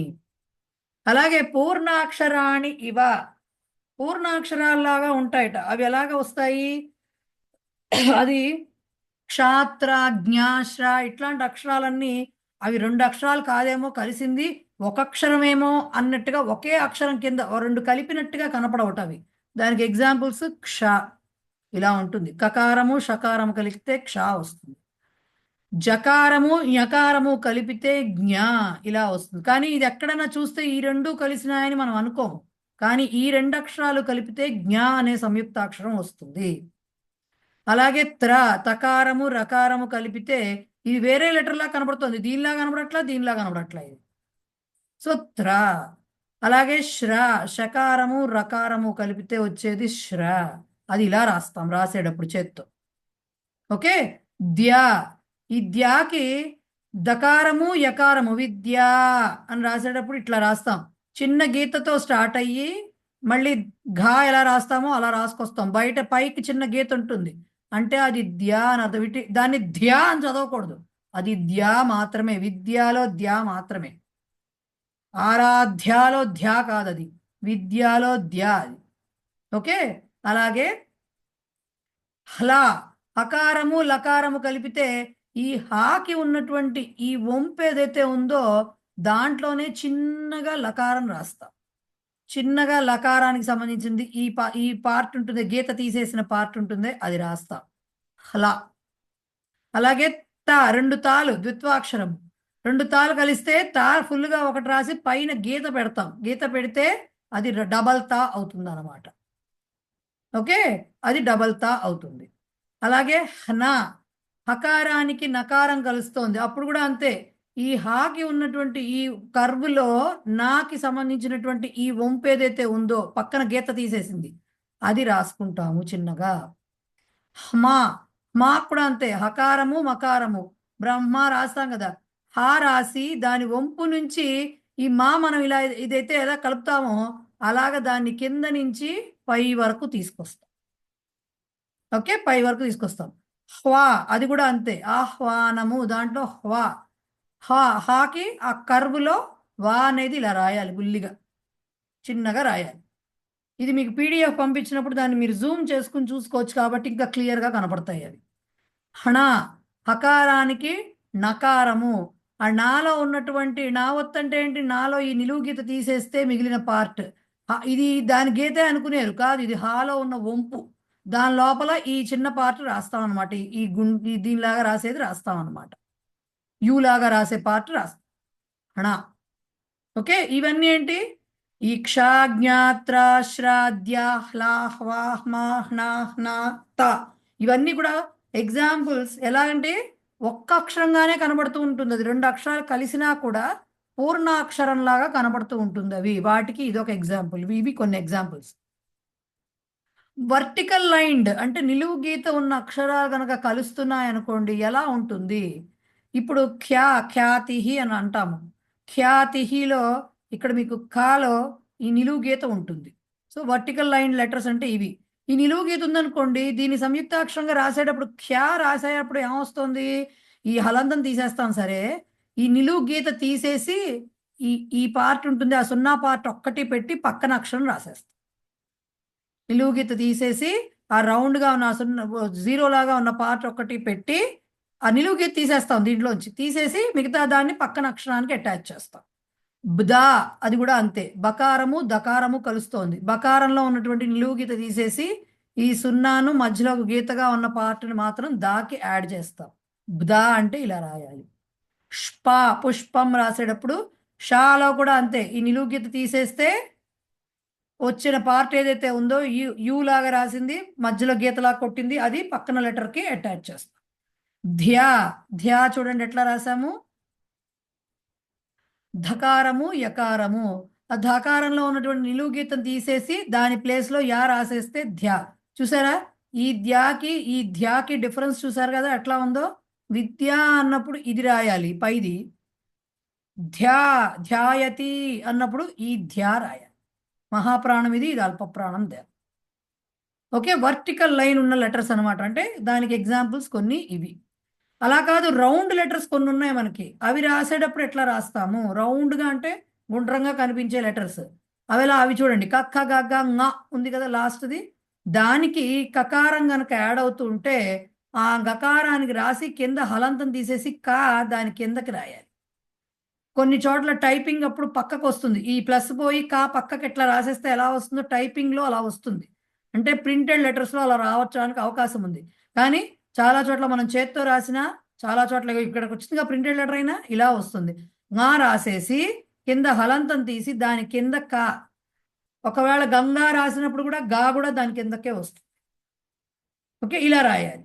అలాగే టా కూడా ఎలా ఉంటుంది, రౌండ్గా ఉంటుంది. దానికి వకారం కలిపితే ట్వా దాని కిందకి రాయాలి ఇలాగా. టకారానికి వకారం కలిపితే ఖట్వా ఖట్వాంగాది ప్రహరణ అని చదువుతాం కదా. ట్వా రాసేటప్పుడు టాకి వా ఇలా రాయాలి కిందకి. అలాగే పద్మ అని రాసినప్పుడు దకారానికి మకారము రౌండ్ లెటర్ కాబట్టి దాని కింద నుంచి ఇలా స్టార్ట్ అవుతుంది. దాకి ఈ కిందన పార్ట్ ఏదైతే ఉందో కిందకి గీత గీస్తాం కదా, హలంతం తీసేసి చిన్న గీతకి అటాచ్ చేసి మాని వంపుతోటి ఇట్లా రాయాలి. ధ్మా ఇది రౌండ్ లెటర్స్. అలాగా ఈ వర్టికల్ లెటర్స్ అనేది ఎక్కడ వచ్చింది. వర్టికల్ లైన్స్ అనేవి చివర్లో వచ్చినాయి, అక్షరానికి చివర్లో ఉంటాయి. ఇలా కాకుండా వర్టికల్ లైన్ మధ్యలో ఉంటుంది. అంటే గీతకు అటు ఇటు కూడా అక్షరం కనబడుతూ ఉంటుంది కొన్నిటికి. అవేంటవి కా ఫ ఉంటుంది కదా, ఫలంలో ఫ అంటే మహాప్రాణం ఫ. ఆ రెండు గీతకు అటు ఉంటుంది ఇటు ఉంటుంది అక్షరం. వాటిని ఎలా రాయాలి. కకారము యకారము కా ఇలా రాసి హాఫ్ వరకు రాసి దాన్ని తీసుకొచ్చి యా ఆ కింద నుంచి రాసుకురావాలి. అలాగే ఫ అన్నప్పుడు కూడా అంతే. ఫాకి ఈ చివరి వరకు కింద వరకు తిరగకుండా ఆ వంపు కింద వరకు తిరగకుండా ఈ పక్కన వరకు రాసి అక్కడ పక్కన అక్షరము రాసేయటమే. ఈ అక్షరానికి ఈ అక్షరమే యాడ్ అవుతుందని కాదు, ఈ అక్షరాలు కనుక వస్తే అవి ఎలా ఒత్తులు కింద మారతాయి అనేదే చూపించారు ఇక్కడ. ఇంకా కొన్ని ఎగ్జాంపుల్స్ మీకు పుస్తకంలో ఇచ్చారు. వీటన్నిటికీ కూడా నేను ఏదో ఒకటి రెండు చెప్పినట్టున్నాను. ఒకసారి బుక్లో ఉన్నాయి, అవన్నీ కూడా చూసుకోవచ్చు. క్లియర్? ఎస్. అది కాకుండా ఇంకొక చిన్న ఇది కూడా ఉంది, మొన్న మనం డిస్కస్ చేసాం ఈ పాయింట్. రేఫహ అంటే రకారహ అంటే రేఫహ. రకారము అంటే రాకి కింద హలంతం ఉన్నది రకారము అంటారు, దాన్నే రేఫ అంటారు. అది ఒత్తులుగా వచ్చినప్పుడు ఎలా వస్తుంది. 3 రకాలుగా వస్తుందండి అది. సంయుక్తాక్షరంలో రేఫ గనక పక్కన అక్షరానికి ముందుగా వస్తే, రేఫ ముందొచ్చి తర్వాత వేరే అక్షరం వస్తే అప్పుడు అంటే గర్గ అని రాసినప్పుడు రకారం ముందర వస్తుంది రేఫ, తర్వాత గా వస్తుంటే అది పైకెక్కి కూర్చుంటుంది కొమ్ములాగా ఇట్లా. ఓకే, అలా కాదు. సంయుక్త అక్షరంలో రేఫ అనేది అక్షరం వేరే అక్షరం తర్వాత వస్తూ ఉంటే అప్పుడు గకారానికి రాసినప్పుడు దీనికి చేస్తే ఇలా కిందకు వస్తుంది గ్ర అని చెప్పి. దీన్ని ర్గ అని చదువుతాం, దీన్ని గ్ర అని చదువుతాం. అలా కాదు రౌండ్ లెటర్స్, ఇందాక టా ఇలాంటివి కొన్ని రౌండ్ టా ఇలాంటివి కొన్ని రౌండ్ లెటర్స్ ఉంటాయి. వాటికి రేఫ రాసేటప్పుడు ఎట్లా రాయాలంటే ఇలా కిందన తిరగేసిన వీని రాయాలి. టాకి కిందన తిరగేసిన వి ఉంటుంది కదా, ఇలాగా ఇలా జస్ట్ చిన్న పీక్స్ మౌంటైన్ పీక్ పెట్టినట్టుగా ఇలా పెడితే దాన్ని రేఫ అంటారు. అంటే రాష్ట్ర అని రాసేటప్పుడు ఆ ట్రా ఇలా రాయాలి. టాకి కిందని ఇలా రెండుగా పెట్టాలి. టాక్ కూడా అట్లాగే పెట్టాలి. ఈవెన్ డాక్ కూడా అట్లాగే పెడతారు. రౌండ్ లెటర్స్ అన్నిటికీ కూడా అలా పెడతారు. ఈ రౌండ్ లెటర్స్ ఏమిటి అనేవి కూడా మీకు పుస్తకంలో ఇచ్చారు. గ్, ఛ, ట, ఠ, డ, ఢ, హ అవన్నీ బుక్లో ఇచ్చారు మీకు. ఓకే, సో ఒకసారి నేను ఎగ్జాంపుల్గా ఒకటి చూపించి చెప్తున్నాను, నేను మిగతా అవన్నీ కూడా వాళ్ళు అక్కడ ఇచ్చారు.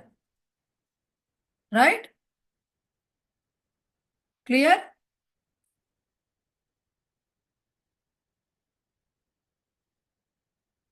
ఇంతవరకు క్లియరా?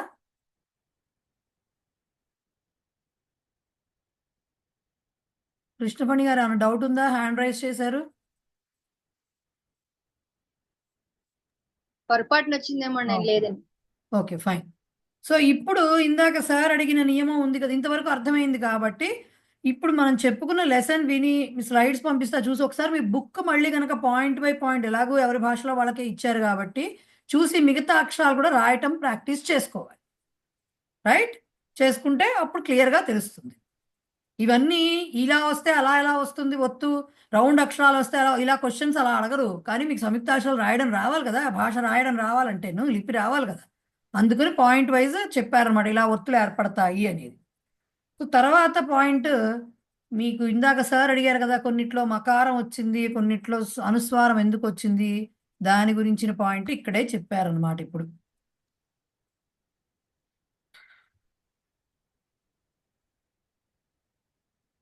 అనుస్వార నియమము అంటారు దీన్నే. ఓవెల్ ఆఫ్టర్ అనుస్వార అంటే అనుస్వారం తర్వాత గనక అచ్చు స్వరాక్షరము గనక కనపడితే మకారము రాయాలి. గృహం ఆగచ్చతి అన్నప్పుడు గృహం ఇలా మకారంగా రాయాలి. అనుస్వారం అంటే పైన పెట్టే డాట్. ఓకే, అలాగే ఆగచ్చతి అనేది ఆ అనేది స్వరం కాబట్టి, ఓవెల్ కాబట్టి దీనికి ఈ గృహంలో అనుస్వారం పెట్టకూడదు, మకారము రాయాలి. ఫలం ఇచ్చతి ఇకారం అనేది స్వరాక్షరం కాబట్టి ఇక్కడ కూడా మా రాయాలి, మకారం రాయాలి. మా కాదు, మకారం రాయాలి. మా అంటే మళ్ళీ మకారంతో పాటు అకారం ఉన్నది మా అవుతుంది. కానీ ఫలం ఇచ్చతి అలా కాకుండా అనుస్వారం తర్వాత కాన్సనెంట్ అంటే హల్లు అక్షరము వ్యంజనాక్షరం గనక ఉంటే అనుస్వార ఓన్లీ అనుస్వారమే రాయాలి. గృహం గచ్చతిలో గా అనేది వ్యంజనాక్షరం కాబట్టి గృహం అని పైన అనుస్వారమే పెట్టాలి. అలాగే ఫలం పతతి దీంట్లో ప వ్యంజనాక్షరం కాబట్టి పైన అనుస్వారమే పెట్టాలి. ఈ ఈ అనుస్వారం ఇక్కడ ఒక చోటే కాదండి, నెక్స్ట్ తర్వాత చివరిలో వాక్యం చివర కూడా ఎక్కడైనా, ఇప్పుడు ఆగచ్చతి ఈ తీ ప్లేస్ లో మకారంతో ఉన్న వర్డ్ ఏమైనా వచ్చిందనుకోండి సపోజ్, అప్పుడు కూడా అంటే వాక్యం చివరిలో కనుక అనుస్వారంతో కూడిన అక్షరం మాట వస్తే దానికి కూడా మకారమే రాయాలి, అది మళ్ళీ వస్తుంది. సో ప్రస్తుతానికి అచ్చు అక్షరం ఉంటే అనుస్వారం తర్వాత మకారం రాయాలి, అనుస్వారం రాయకూడదు. హల్లు అక్షరం ఉంటే అనుస్వారమే రాయాలి, మకారం రాయకూడదు. ఇది లేఖన నియమం వాళ్ళు ఇచ్చింది.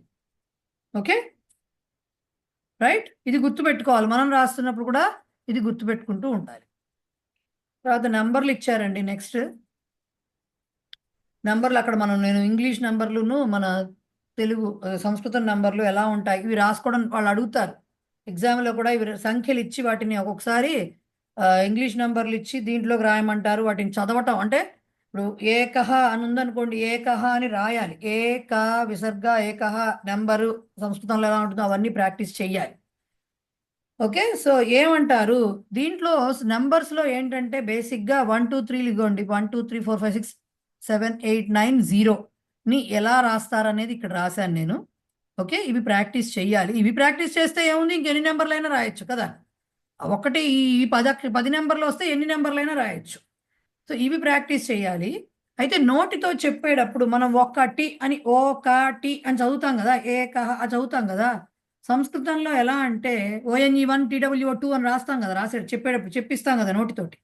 అలాగ సంస్కృతంలో చెప్పాలంటే దీంట్లో ఏమిటంటే ఏకం అంటారు. ఏకం ద్వే త్రీణి చత్వారి. ఎవరు మాట్లాడుతున్నారు మాట్లాడొద్దు ప్లీజ్. ఏకం ద్వే త్రీణి చత్వారి పంచ షట్ సప్త అష్ట నవ దశ అలా చెప్తారన్నమాట. నవ దశ అక్కడి నుంచి వచ్చి ఇక్కడ మీకు తర్వాత ప్రతి లెసన్లో కూడా కొన్ని నంబర్లు ఇస్తారు. అవన్నీ చదవటము రాయాలి, సంస్కృత లిపిలో రాయటము రాయాలి, ఆ నెంబర్లు వేయటం కూడా రావాలి. ఓకే, నెంబర్లు వేయటం కూడా రావాలి. సో ఇక్కడ మీకు నవ వరకు వచ్చి దశ అనేది పక్కన చెప్పారు. దశ తర్వాత డైరెక్ట్ గా 10 తర్వాత 20ని ఏమంటారు?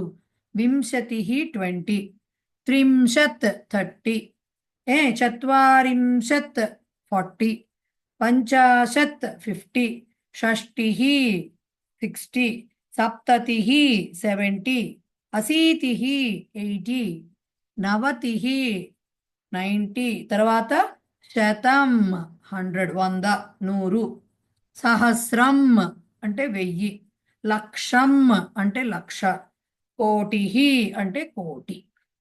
ఓకే, ఇవి ఇచ్చారు. నెక్స్ట్ లెసన్ లో ఏం చేస్తారు? 11 నుంచి ఇస్తారు, 11 నుంచి నెంబర్లు ఇస్తారు. 11, 12 వాటన్నిటిని ఎట్లా అంటారో అవి ఇస్తారు. ప్రస్తుతానికైతే ఇవి నేర్చుకోవాలి. 1, 2, 3, 4, 5, 6, 7, 8, 9, 10, వింశతి 30, 40, 50, 50, షష్టి 70, అశీతి 90, శతం, సహస్రం, లక్షం, కోటి. ఇక్కడ వరకు ఇక్కడ ఇచ్చారు మీకు. ఓకే, క్లియరా?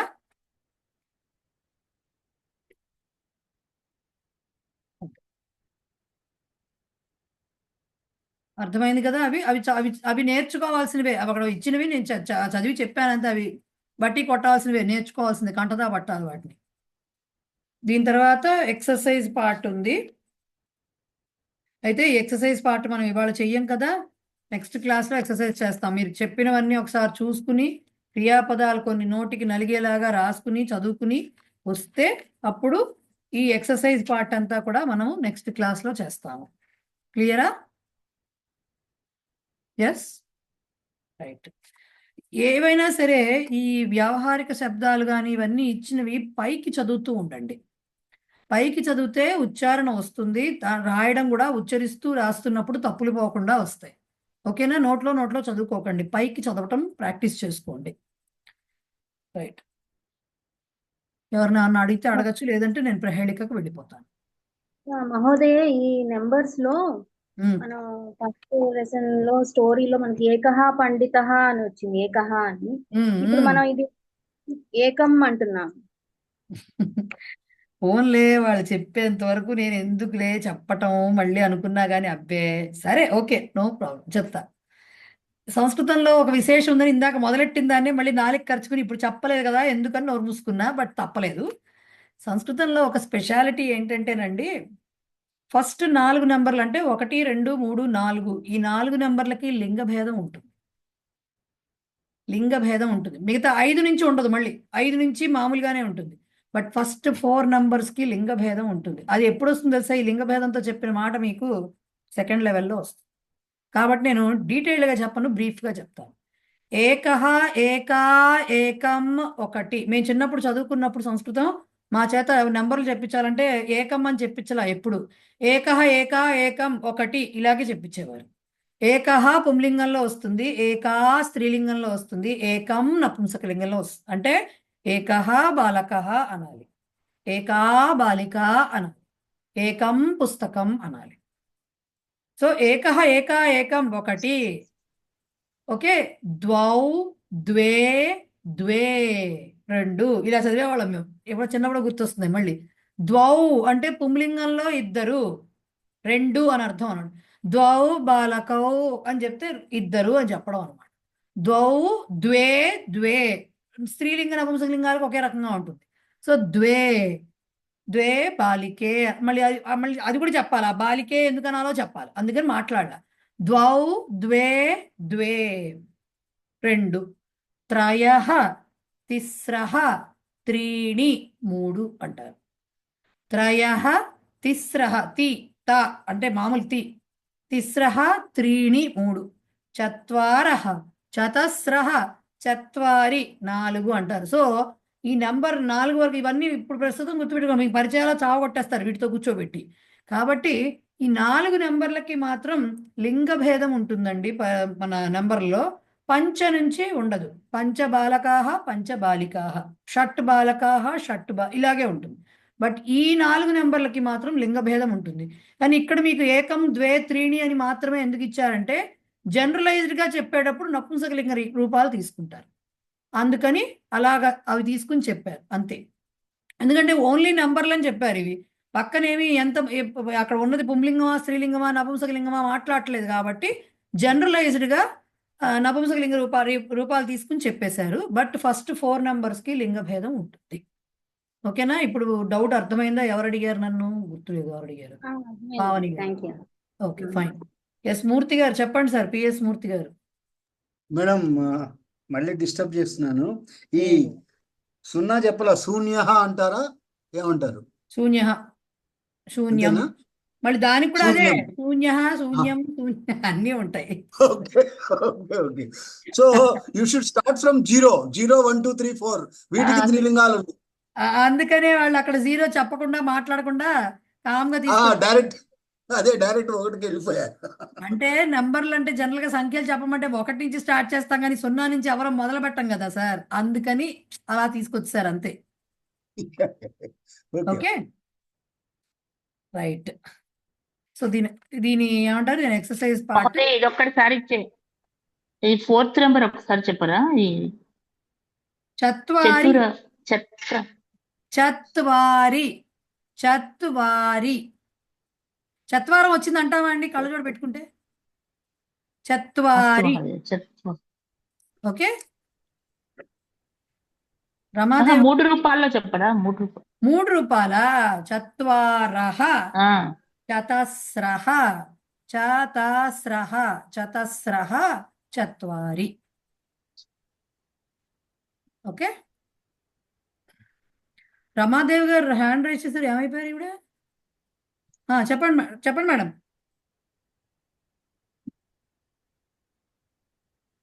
రమాదేవి గారు ఏదో అడగాలనుకున్నారు, మరి మాట్లాడుతున్నారో లేదో తెలియట్లేదు నాకు.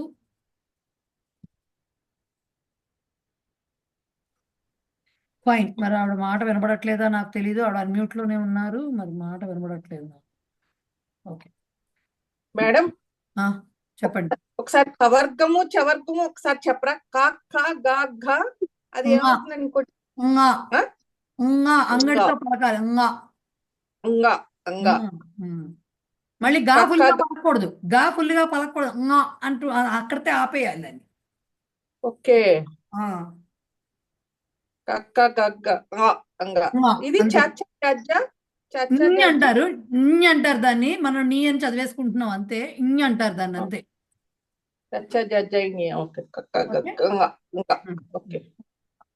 రైట్ మేడం, అయితే ఈమె రెండిటికి కూడా వీరు అని ఇచ్చారండి.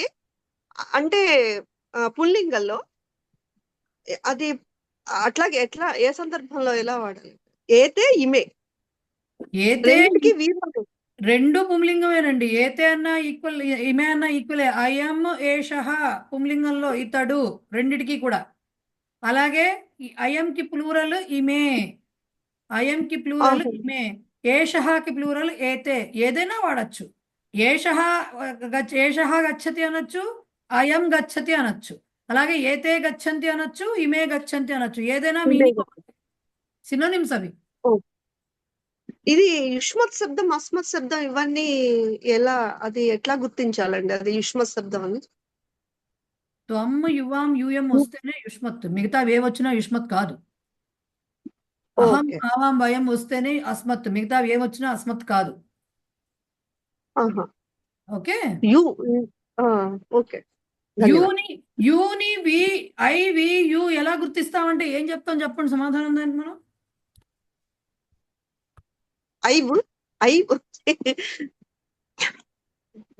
దాన్ని పదాన్ని ఐవి అంటే పదాన్ని బట్టే. ఇప్పుడు ఇంకా సంస్కృతంలో గుర్తించడం చాలా తేలిక. దానికి వేరే క్రియాపదం ఉంటుంది, దీనికి వేరే క్రియాపదం ఉంటుంది, దాని బహువచనానికి వేరే క్రియాపదం ఉంటుంది, దీని బహువచనానికి వేరే క్రియాపదం ఉంటుంది. ఇంగ్లీష్ లో కష్టం. I read, you read, we read, అన్నిటికీ అదే ఉంటుంది. యు ఆల్ రీడ్, అన్నిటికీ ఒకటే ఉంటుంది. దీనికి మాత్రం ఇవి వస్తే ఇక యుష్మత్ శబ్దం అని గుర్తు పెట్టుకోవాలి బండ గుర్తుగా. అంతే, అది నేర్చుకోవాల్సిందే. కొన్నిటికి ఇప్పుడు ఏబిసిడీలు, ఆలు, కొన్ని మాటలు, ఈ వొకాబులరీ కొంత రావాల్సిందే కదా. అవి రాకుండా అవి ఎందుకు వచ్చాయనే క్వశ్చన్ ఉండదు. అవి రాకుండా ఆ బేస్ పడకుండా ముందుకు వెళ్ళలేం. అవి ఖచ్చితంగా వచ్చి తీరాల్సిందే కదా. ముందు వాకింగ్ చేయాలన్నా, సైక్లింగ్ చేయాలన్నా, లేకపోతే ఇంకోటి ఏదో పరిగెత్తాలన్నా, ఇంక ఏ రకమైన స్పోర్ట్స్ ఆడాలన్నా ముందు నడవడం రావాలి, నిలబడడం రావాలి మనుషులకు కదా. ఆ నిలబడడం ఎందుకు నిలబడాలి అంటే దానికి ఆన్సర్ ఉండదు. రైట్? ఓకే, ధన్యవాదాలు. అయిపోయినాయి కదా. సో ఇప్పుడు మనము ప్రహేళికకి వెళ్ళిపోదాం. రిడిల్స్. సెకండ్ ప్రహేళిక వచ్చిందండి. ఏమిటిది చెప్తున్నారు? కిమిచ్చతి నరః కాశ్యాం భూపానాం కో రణే హితః కో వంద్యః సర్వదేవానాం దీయతామేకముత్తరం. ఇక్కడ మనం విడదీసుకుందాం. కిమిచ్చతి నరః కాశ్యాం. Kim ఇచ్చతి, Kim ఇచ్చతి నరః కాశ్యాం. భూపానాం, కో అంటే కహ అనుకోవాలి, కహ రణే హితః. అలాగే కో వంద్యః అంటే కహ వంద్యః సర్వదేవానాం. తర్వాతది మాత్రము 3 పదాలు వస్తాయి. దీయతాం ఏకం ఉత్తరం, దీయతాం ఏకం ఉత్తరం. అంటే దీనికి ఇప్పుడు స్ప్లిట్ చెప్పుకుందాం మనం. ఇప్పుడు పదాలకు అర్థం. కిం ఇచ్చతి నరః కాశ్యాం. కిం అంటే ఏది, ఇచ్చతి అంటే కోరుతున్నాడు, నరః అంటే మనిషి, కాశ్యాం అంటే కాశీలో. కాశీకి వెళ్ళిన మనిషి ఏమి కోరుకుంటుంటాడు జనరల్గా? రెండవ క్వశ్చన్, భూపానాం. భూపః అంటే అర్థం ఏమిటి? రాజు. భూపానాం అంటే రాజులకు. కహ ఏది, ఆర్ ఎవడు. ఇక్కడ చెప్పే కదా సంస్కృతంలో శబ్దాలు, దాని శబ్దం బట్టి లింగం అని. ఏది, రణే అంటే యుద్ధరంగమందు, హితః హిత. సో భూపానాం రాజులకు, రణే అంటే యుద్ధమందు, కహ హితః అంటే మేలు చేసేది ఏమిటి అంటే ఏది హితకారి. మూడో క్వశ్చన్, కహ వంద్యః సర్వదేవానాం. సర్వదేవానాం అంటే దేవతలందరికీ కూడా, వంద్యః అంటే నమస్కరింపదగినవాడు, కహ ఎవరు. ఓకే, వంద్యః అంటే నమస్కరింపదగినవాడు, వందనీయుడు ఎవరు. 3 క్వశ్చన్స్ వేసి ఏం చెప్తున్నారు? దీయతాం ఏకం ఉత్తరం. 3 క్వశ్చన్స్కి కూడా ఆన్సర్ ఒక్కటేట. దీయతాం ఏకం ఉత్తరం, ఒక సమాధానాన్నే దీయతాం అంటే ఇవ్వాలి అని చెప్పటం అన్నమాట. ఓకే, ఇవ్వాలి అని చెప్పటం. సో దీనికి ఆన్సర్స్ ఎలా చెప్పాలి అంటే 3ంటికి కలిపి ఒకటే మాట రావాలట. ఎలా వస్తుంది? నరులు కాశీలో కోరుకునేది ఏంటి? కాశీకి వెళితే మృత్యు, అక్కడ గనక చనిపోతే మోక్షం వస్తుంది అనేటటువంటి ఒక నమ్మకం ఉంది కాబట్టి ఏం కోరుకుంటారు? మృత్యువుని కోరుకుంటారు కాశీలో. సో మృత్యుం అని చెప్పాలి. కిమ్ అని అడిగారు కాబట్టి మృత్యుం అని చెప్పాలి. అది ఎందుకు వచ్చాయో నెమ్మదిగా ఒక విభక్తులు తెలుసుకున్నప్పుడు తెలుస్తాయి. మృత్యుం అంటే దానిని, మృత్యువును అని అర్థం. మృత్యుం అంటే మృత్యువును కోరుకుంటారు అని చెప్పటం. ఫస్ట్ క్వశ్చన్కి ఆన్సర్ అది, మృత్యుం. రాజులకు యుద్ధంలో హితకారి ఏది, మేలు చేసేది ఏది? గెలిస్తేనే రాజులు యుద్ధంలో వాళ్ళకి మంచిది. ఓడిపోతే అవతల వైపు రాజు ఏం చేస్తాడో తెలియదు. చంపుతాడా తెలియదు, బానిసలాగా తీసుకెళ్తాడా, ఎలా ఎలిక్యూట్ చేస్తాడు ఏమీ తెలియదు. సో వాడికి మేలు జరిగేది ఏంటి? వీడు గెలిస్తేనే వీడు మంచిది అది. సో గెలుపు అనేది ఇంపార్టెంట్. రాజులకి మేలు చేసేది గెలుపు. గెలుపు అనడానికి ఏమంటాము? జయః. సంస్కృత పదం జయః. సో ఈ రెండింటినీ కలిపితే వచ్చిన పదం ఏమిటి? మృత్యుంజయః. ఇప్పుడు సర్వదేవానాం వంద్యః కః, అందరికీ వందనీయుడు, దేవతలందరికీ వందనీయుడు ఎవరు? దేవదేవుడు, మహాదేవుడు కదా. సో మృత్యుంజయః అని ఆయనేగా అనేది. మృత్యుంజయుడు అంటే ఎవరు? శివుడే కదా. సో 3ంటికి కలిపి మృత్యుంజయః అనే ఒకే పదంతో ఫస్ట్ హాఫ్ ఏమో ఫస్ట్ క్వశ్చన్కి ఆన్సర్, జయః అనే సెకండ్ హాఫ్ ఏమో సెకండ్ క్వశ్చన్కి ఆన్సర్, మృత్యుంజయః అని కలిపిన పదమేమో 3వ ప్రశ్నకి సమాధానం. ఓకే, అందుకనే వాళ్ళు 3ంటికి కలిపి ఒక్కటే సమాధానం చెప్పమని అడిగారు. అర్థమైందా? సో మీరు ఇస్తే కూడా ఏం రాస్తారు? మానవుడి కిందన అన్ని ఈ 3 ప్రశ్నలకు ఒకే సమాధానం ఇవ్వండి, అక్కడ వరకు రాసి సమాధానం వెనకాల బాక్స్లో శుభ్రంగా నీట్గా కలిపి ఇచ్చారు వాళ్ళు, అది రాయండి. ఓకే, మొత్తం ఆ మొత్తం రాస్తే సరిపోతుంది. అది లేదు డైరెక్ట్గా ఇక్కడ అన్ని ఉన్నాయి కాబట్టి ఇది రాస్తే క్లియర్గా సరిపోతుంది. అంతేగాని సమాధానం చివరి పొట్టలో అని మాత్రం రాయకండి. క్వశ్చన్ ఆన్సర్స్లో కొంతమంది అలా కూడా రాశారు. అలా కూడా రాసిన వాళ్ళు ఉన్నారు, చెప్తున్నాను కదా. సమాధానం చివరి పుటలో అని రాశారు. ఇప్పుడు సమాధానం ఏ చివరి పుటలో వెతుక్కోవాలి పేపర్లు దిద్దేవాళ్ళు కదా. సో అలా రాయకండి, దాని ఆన్సర్ రాయండి. Right, clear? ఎస్. తర్వాత శ్లోకం మనం అందరం పొద్దున పూజ మొదలెట్టగానే టవడవడవ శుక్లాంబరధం తర్వాత వచ్చే శ్లోకం ఇదే కదా. ఎవ్వళ్ళకి మనకు అర్థం తెలియదు కానీ దానికి కదా. ఏమిటది? అగజానన పద్మార్కం గజానన మహర్నిశం అనేకదంతం భక్తానాం ఏకదంతం ఉపాస్మహే. ఈ శ్లోకం అందరికీ వచ్చు, దాని స్ప్లిట్ చూసుకోండి.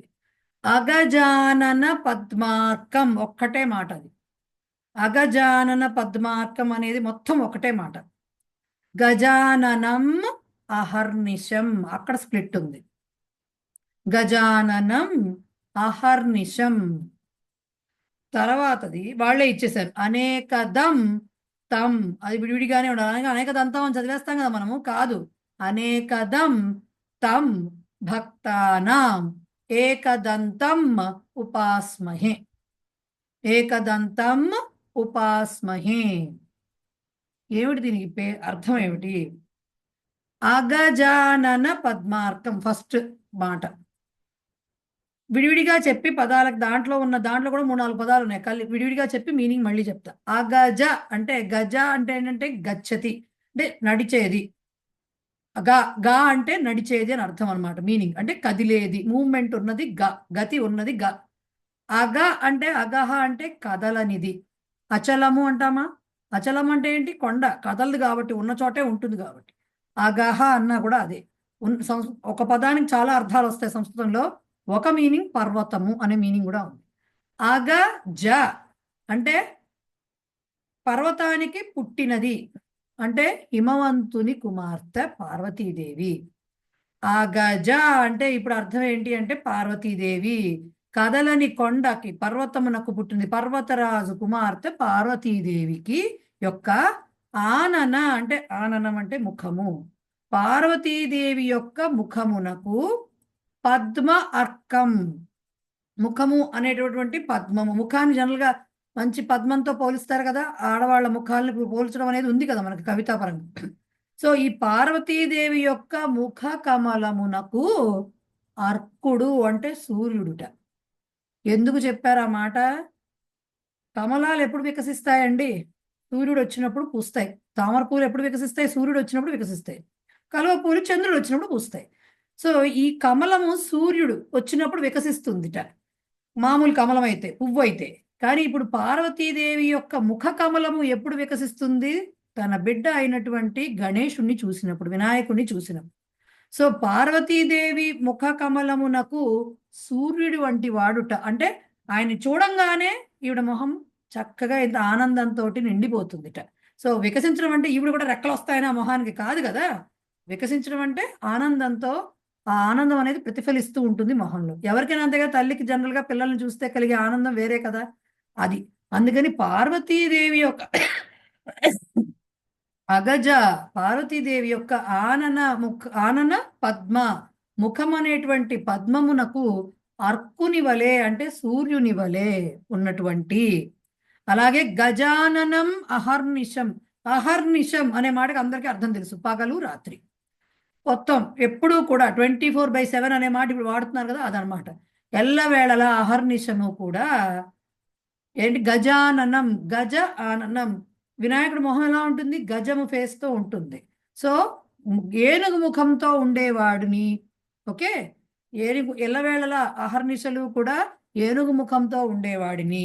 అలాగే అనేక దమ్, ద అంటే ఇచ్చేవాడు, దహ అంటే మామూలుగా. అనేక దహ అనేకదుడు అంటే ఏంటి? వరదుడు అంటే ఏంటి అర్థము? వరాలు ఇచ్చేవాడు. అలాగే అనేకదుడు అంటే అనేకమైన విషయాలు, మనం కోరిన అనేక కోరికల్ని ఇచ్చేవాడు, తీర్చేవాడు. అనేక దహ అనేకదం, కోరిన చాలా కోరికల్ని అన్నిటినీ ఇచ్చేవాడిని. ఎవరికి ఇస్తాడు ఇవన్నీ? భక్తానాం అనేకదం, భక్తులకు అన్నిటినీ ఇచ్చేవాడిని. ఏకదంతం, తమ్ ఏకదంతం. ఆయనకు ఒక దంతమే ఉంటుంది కదా, ఇంకో దంతాన్ని విరిచేస్తాడు కదా రాక్షస సంహారం అప్పుడు. సో ఒక దంతమే ఉంటుంది కదా, తమ్ ఏకదంతం, అటువంటి ఏకదంతుని ఉపాస్మహే, మనము పూజిస్తున్నాము అని చెప్పడం దానికి. ఓకేనా? అగజానన పద్మార్కం గజానన మహర్నిశం అనేకదంతం భక్తానాం ఏకదంత ముఖము ఉపాస్మహే. అదే వాళ్ళు తాత్పర్యంలో ఇచ్చారు. ఓకే, ఈ అగజ అంటే పార్వతి అనే మాట కనుక గుర్తుంటే మిగతా తాత్పర్యం అదే వస్తుంది ఆటోమేటిక్. ఓకేనా? నెక్స్ట్ ది శ్లోకం కూడా మనకు వచ్చింది, బాగా చెప్పుకునేది. వక్రతుండ మహాకాయ కోటి సూర్య సమప్రభ నిర్విఘ్నం కురుమే దేవ సర్వకార్యేషు సర్వదా. ఇది డైరెక్ట్ గా ఆయనకే చెప్తున్నాం అనమాట. ఇందాడి నుంచి అలాంటి వినాయకుడిని మనం పూజిస్తున్నాం ఇలా చెప్పాం. ఇప్పుడు అట్లా కాదు, ఓ వినాయక అని చెప్పడం డైరెక్ట్ గా ఆయనకే చెప్తున్నారు. వక్రతుండ, అన్ని కూడా దీర్ఘాలు లేవు. వక్రతుండ మహాకాయ అనకూడదు, వక్రతుండ మహాకాయ. వక్రతుండ వంకర తిరిగినటువంటి తుండము గలవాడు. తొండం ఉంటుంది కదా ఆయనకి, ఒక పక్కకు తిరిగి ఉంటుందిట. వక్రతుండ మహాకాయ, చాలా పెద్ద శరీరం గలవాడు, విశాలమైనటువంటి కాయము గలవాడు, పెద్ద శరీరము గలవాడా అని చెప్పడం అనమాట. కోటి సూర్య సమ ప్రభ. కోటి అంటే ఇందాక చెప్పుకున్నాగా, కోటి 1 crore అనుకోండి. కోటి అంటే ఇక్కడ మీనింగ్ ఎలా వస్తుంది, కోటి అని కాదు, చాలా కొన్ని కోట్ల సూర్యులు కలిస్తే అన్నట్టుగా అనమాట. కోటి సూర్యుడు కనుక కలిస్తే వాళ్ళతో ఎంత వెలుగు వస్తుందో అంత సమ ప్రభ. ప్రభ అంటే కాంతి. అంత కాంతి గలవాడా, కోటి సూర్యులతో సమమైనటువంటి కాంతి గలవాడా అని అర్థం ఆ పదానికి. నిర్విఘ్నం కురు మే దేవ. ఇక్కడ స్ప్లిట్లు ఏం లేవండి, అన్ని ఒకటే పదాలు, అందుకనే చెప్పలేదు నేనేమి. మే అంటే నాకు, ఓకే, మే అంటే నాకు, దేవ అని చెప్తూ ఓ ఏమంటారు, ఓం వంకర తొండము గలవాడా, మహాకాయము గలవాడా, అలాగే కోటి సూర్యములతోటి సమానమైనటువంటి కాంతి గలవాడా, ఓ దేవా నాకు సర్వదా ఎల్లవేళలా, సర్వ కార్యేషు అన్ని పనులలో కూడా నిర్విఘ్నం కురు. నిర్విఘ్నం అంటే విఘ్నములు లేకుండా, కురు అంటే చేయి, కురు అంటే అలా చేయి అని చెప్పడం అన్నమాట. ఓకే, సో మీకు ఇక్కడ వాళ్ళు ఏం చెప్పారు, దేవా గజానన లంబోదరుడు అయిన నీవు సూర్యకాంతి గలవాడవు ఇలా చెప్పారు. మీరు అది రాసినా పర్వాలేదు, లంబోదరుడు అనే మాట ఇక్కడ రాలా ఎక్కడ అసలు. మహాకాయ అనే మాట వచ్చింది, వక్రతుండ అని వచ్చింది, దానికి సంబంధించిన పని అది ఇవ్వలేదు, అర్థం ఇవ్వలేదు. సో మీరు ఇలా రాసిన పుస్తకంలో ఉంది కాబట్టి వాళ్ళు మార్క్ ఇవ్వాల్సిందే.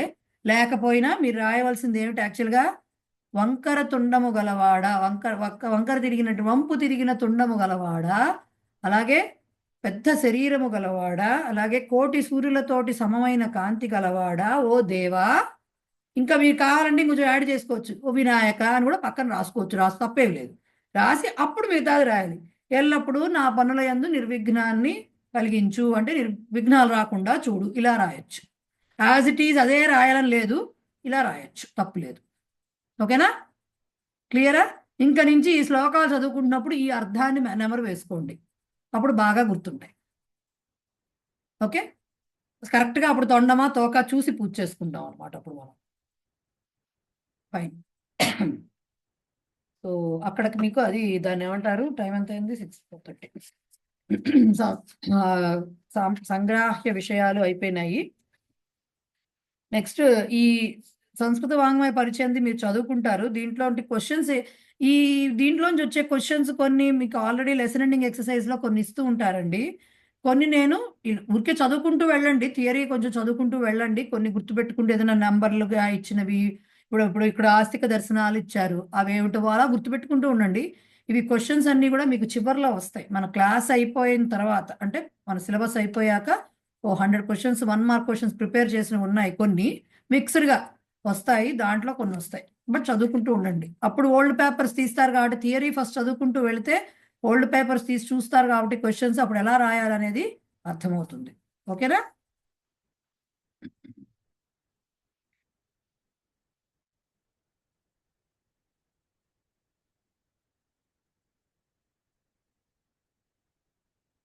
ఇప్పుడు నెక్స్ట్ సంస్కృత వ్యవహారము అండి. స్టోరీ మీరు చదువుకుంటారు. సంస్కృత వ్యవహారంలో లాస్ట్ లెసన్లో మనకి ఏం చెప్పారు? గ్రీటింగ్స్ చెప్పారు. శుభ మధ్యాహ్నం అనో, లేకపోతే స్వాగతం అనో, లేకపోతే మాన్యే, ఆర్యే, ఇలాంటివన్నీ చెప్పారు కదా.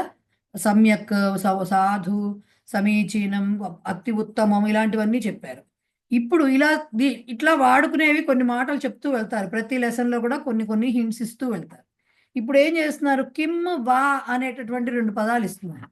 ఇవి వాడితే ఇవి ప్రశ్నార్థకాల కింద ఎలా ఉపయోగించవచ్చు? మనం క్వశ్చన్ వేయాలంటే ఎవరినైనా, ఇది చేసావా ఈ పని అని అడగాలంటే ఎలా అడగాలి, ఇలా క్వశ్చన్ చేయాలంటే ఎవరినైనా ఎలా వాడాలి అనేది ఇప్పుడు కిమ్, వా అనే మాటలతోటి చెప్తున్నారు. చూడండి, మాతా పచతివా అని అడిగారు. మాతా పచతి మీరు చదువుకున్నారు, అంబా పచతి మీరు చదువుకున్నారు. దాని పక్కన తీసుకెళ్ళి వా ఆర్ కిమ్ అని రాసి క్వశ్చన్ మార్క్ పెడితే క్వశ్చన్ అయిపోయింది. అది అమ్మ వంట చేస్తున్నదా, అమ్మ వండుతున్నదా అయిపోయింది. అమ్మ వండుతున్నది కాస్త అమ్మ వండుతున్నదా అయిపోతుంది అనమాట. కిమ్ ఆర్ వా ఏదైనా రాయొచ్చు.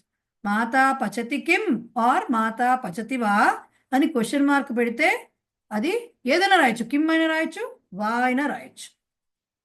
ఓకే, ఏది రాసినా సరే క్వశ్చన్ అయిపోతుంది. అంటే అమ్మ వండుతున్నదా అయిపోతుంది అక్కడ. అప్పుడు ఆన్సర్ ఏమొస్తుంది? ఎదురు వండుతూ ఉంటే వండుతుంది, అవును, ఎస్ అని వస్తుంది. లేదనుకోండి, నో అని వస్తుంది ఆన్సర్. ఎస్ అనడానికి ఏమంటాం? ఆమ్ అనాలి సంస్కృతంలో. ఆమ్ పచతి అనాలి. ఆమ్ అంబా పచతి. డస్ మదర్ కుక్ అని క్వశ్చన్ వేస్తే ఎలా ఆన్సర్ చెప్తారు? ఎస్ మదర్ కుక్స్ అని చెప్పాలి కదా. అదే ఇక్కడ కూడా అదే, అంబా పచతివా అని అడిగితే ఒకవేళ ఆవిడ వండుతూ ఉంటే ఆమ్ అంబా పచతి, ఫుల్ స్టాప్ వస్తుంది. వండట్లేదు, నా అంబా నా పచతి అని చెప్పాలి. No mother does not cook. No చెప్తున్నాం, మళ్ళీ డస్ నాట్ అని కూడా వాడుతున్నాం కదా. లేదు, అమ్మ వంట చెయ్యట్లేదు, వండట్లేదు. సో ఇది కూడా అలాగే చెప్పాలి. నా అంబా నా పచతి. వండుతుంటే ఆమ్ అంబా పచతి. అదే క్వశ్చన్ వేయాలంటే అంబా ఆర్ మాత ఏది ఇచ్చినా పర్వాలేదు. పచతి వా ఆర్ పచతి కిమ్ అని వేస్తే క్వశ్చన్ వచ్చేస్తుంది. ఓకే, అలాగే కొన్ని కొన్ని ఇచ్చారు చూడండి. మాతా పచతివా అంటే ఆమ్ మాతా పచతి, ఆన్సర్ చెప్పారు, ఎస్ తో చెప్పారు. పితామహ ఆగచ్చతివా, ఆగచ్చతి అంటే వస్తున్నారు, గచ్చతి అంటే వెళ్ళడం, ఆగచ్చతి అంటే రావటం.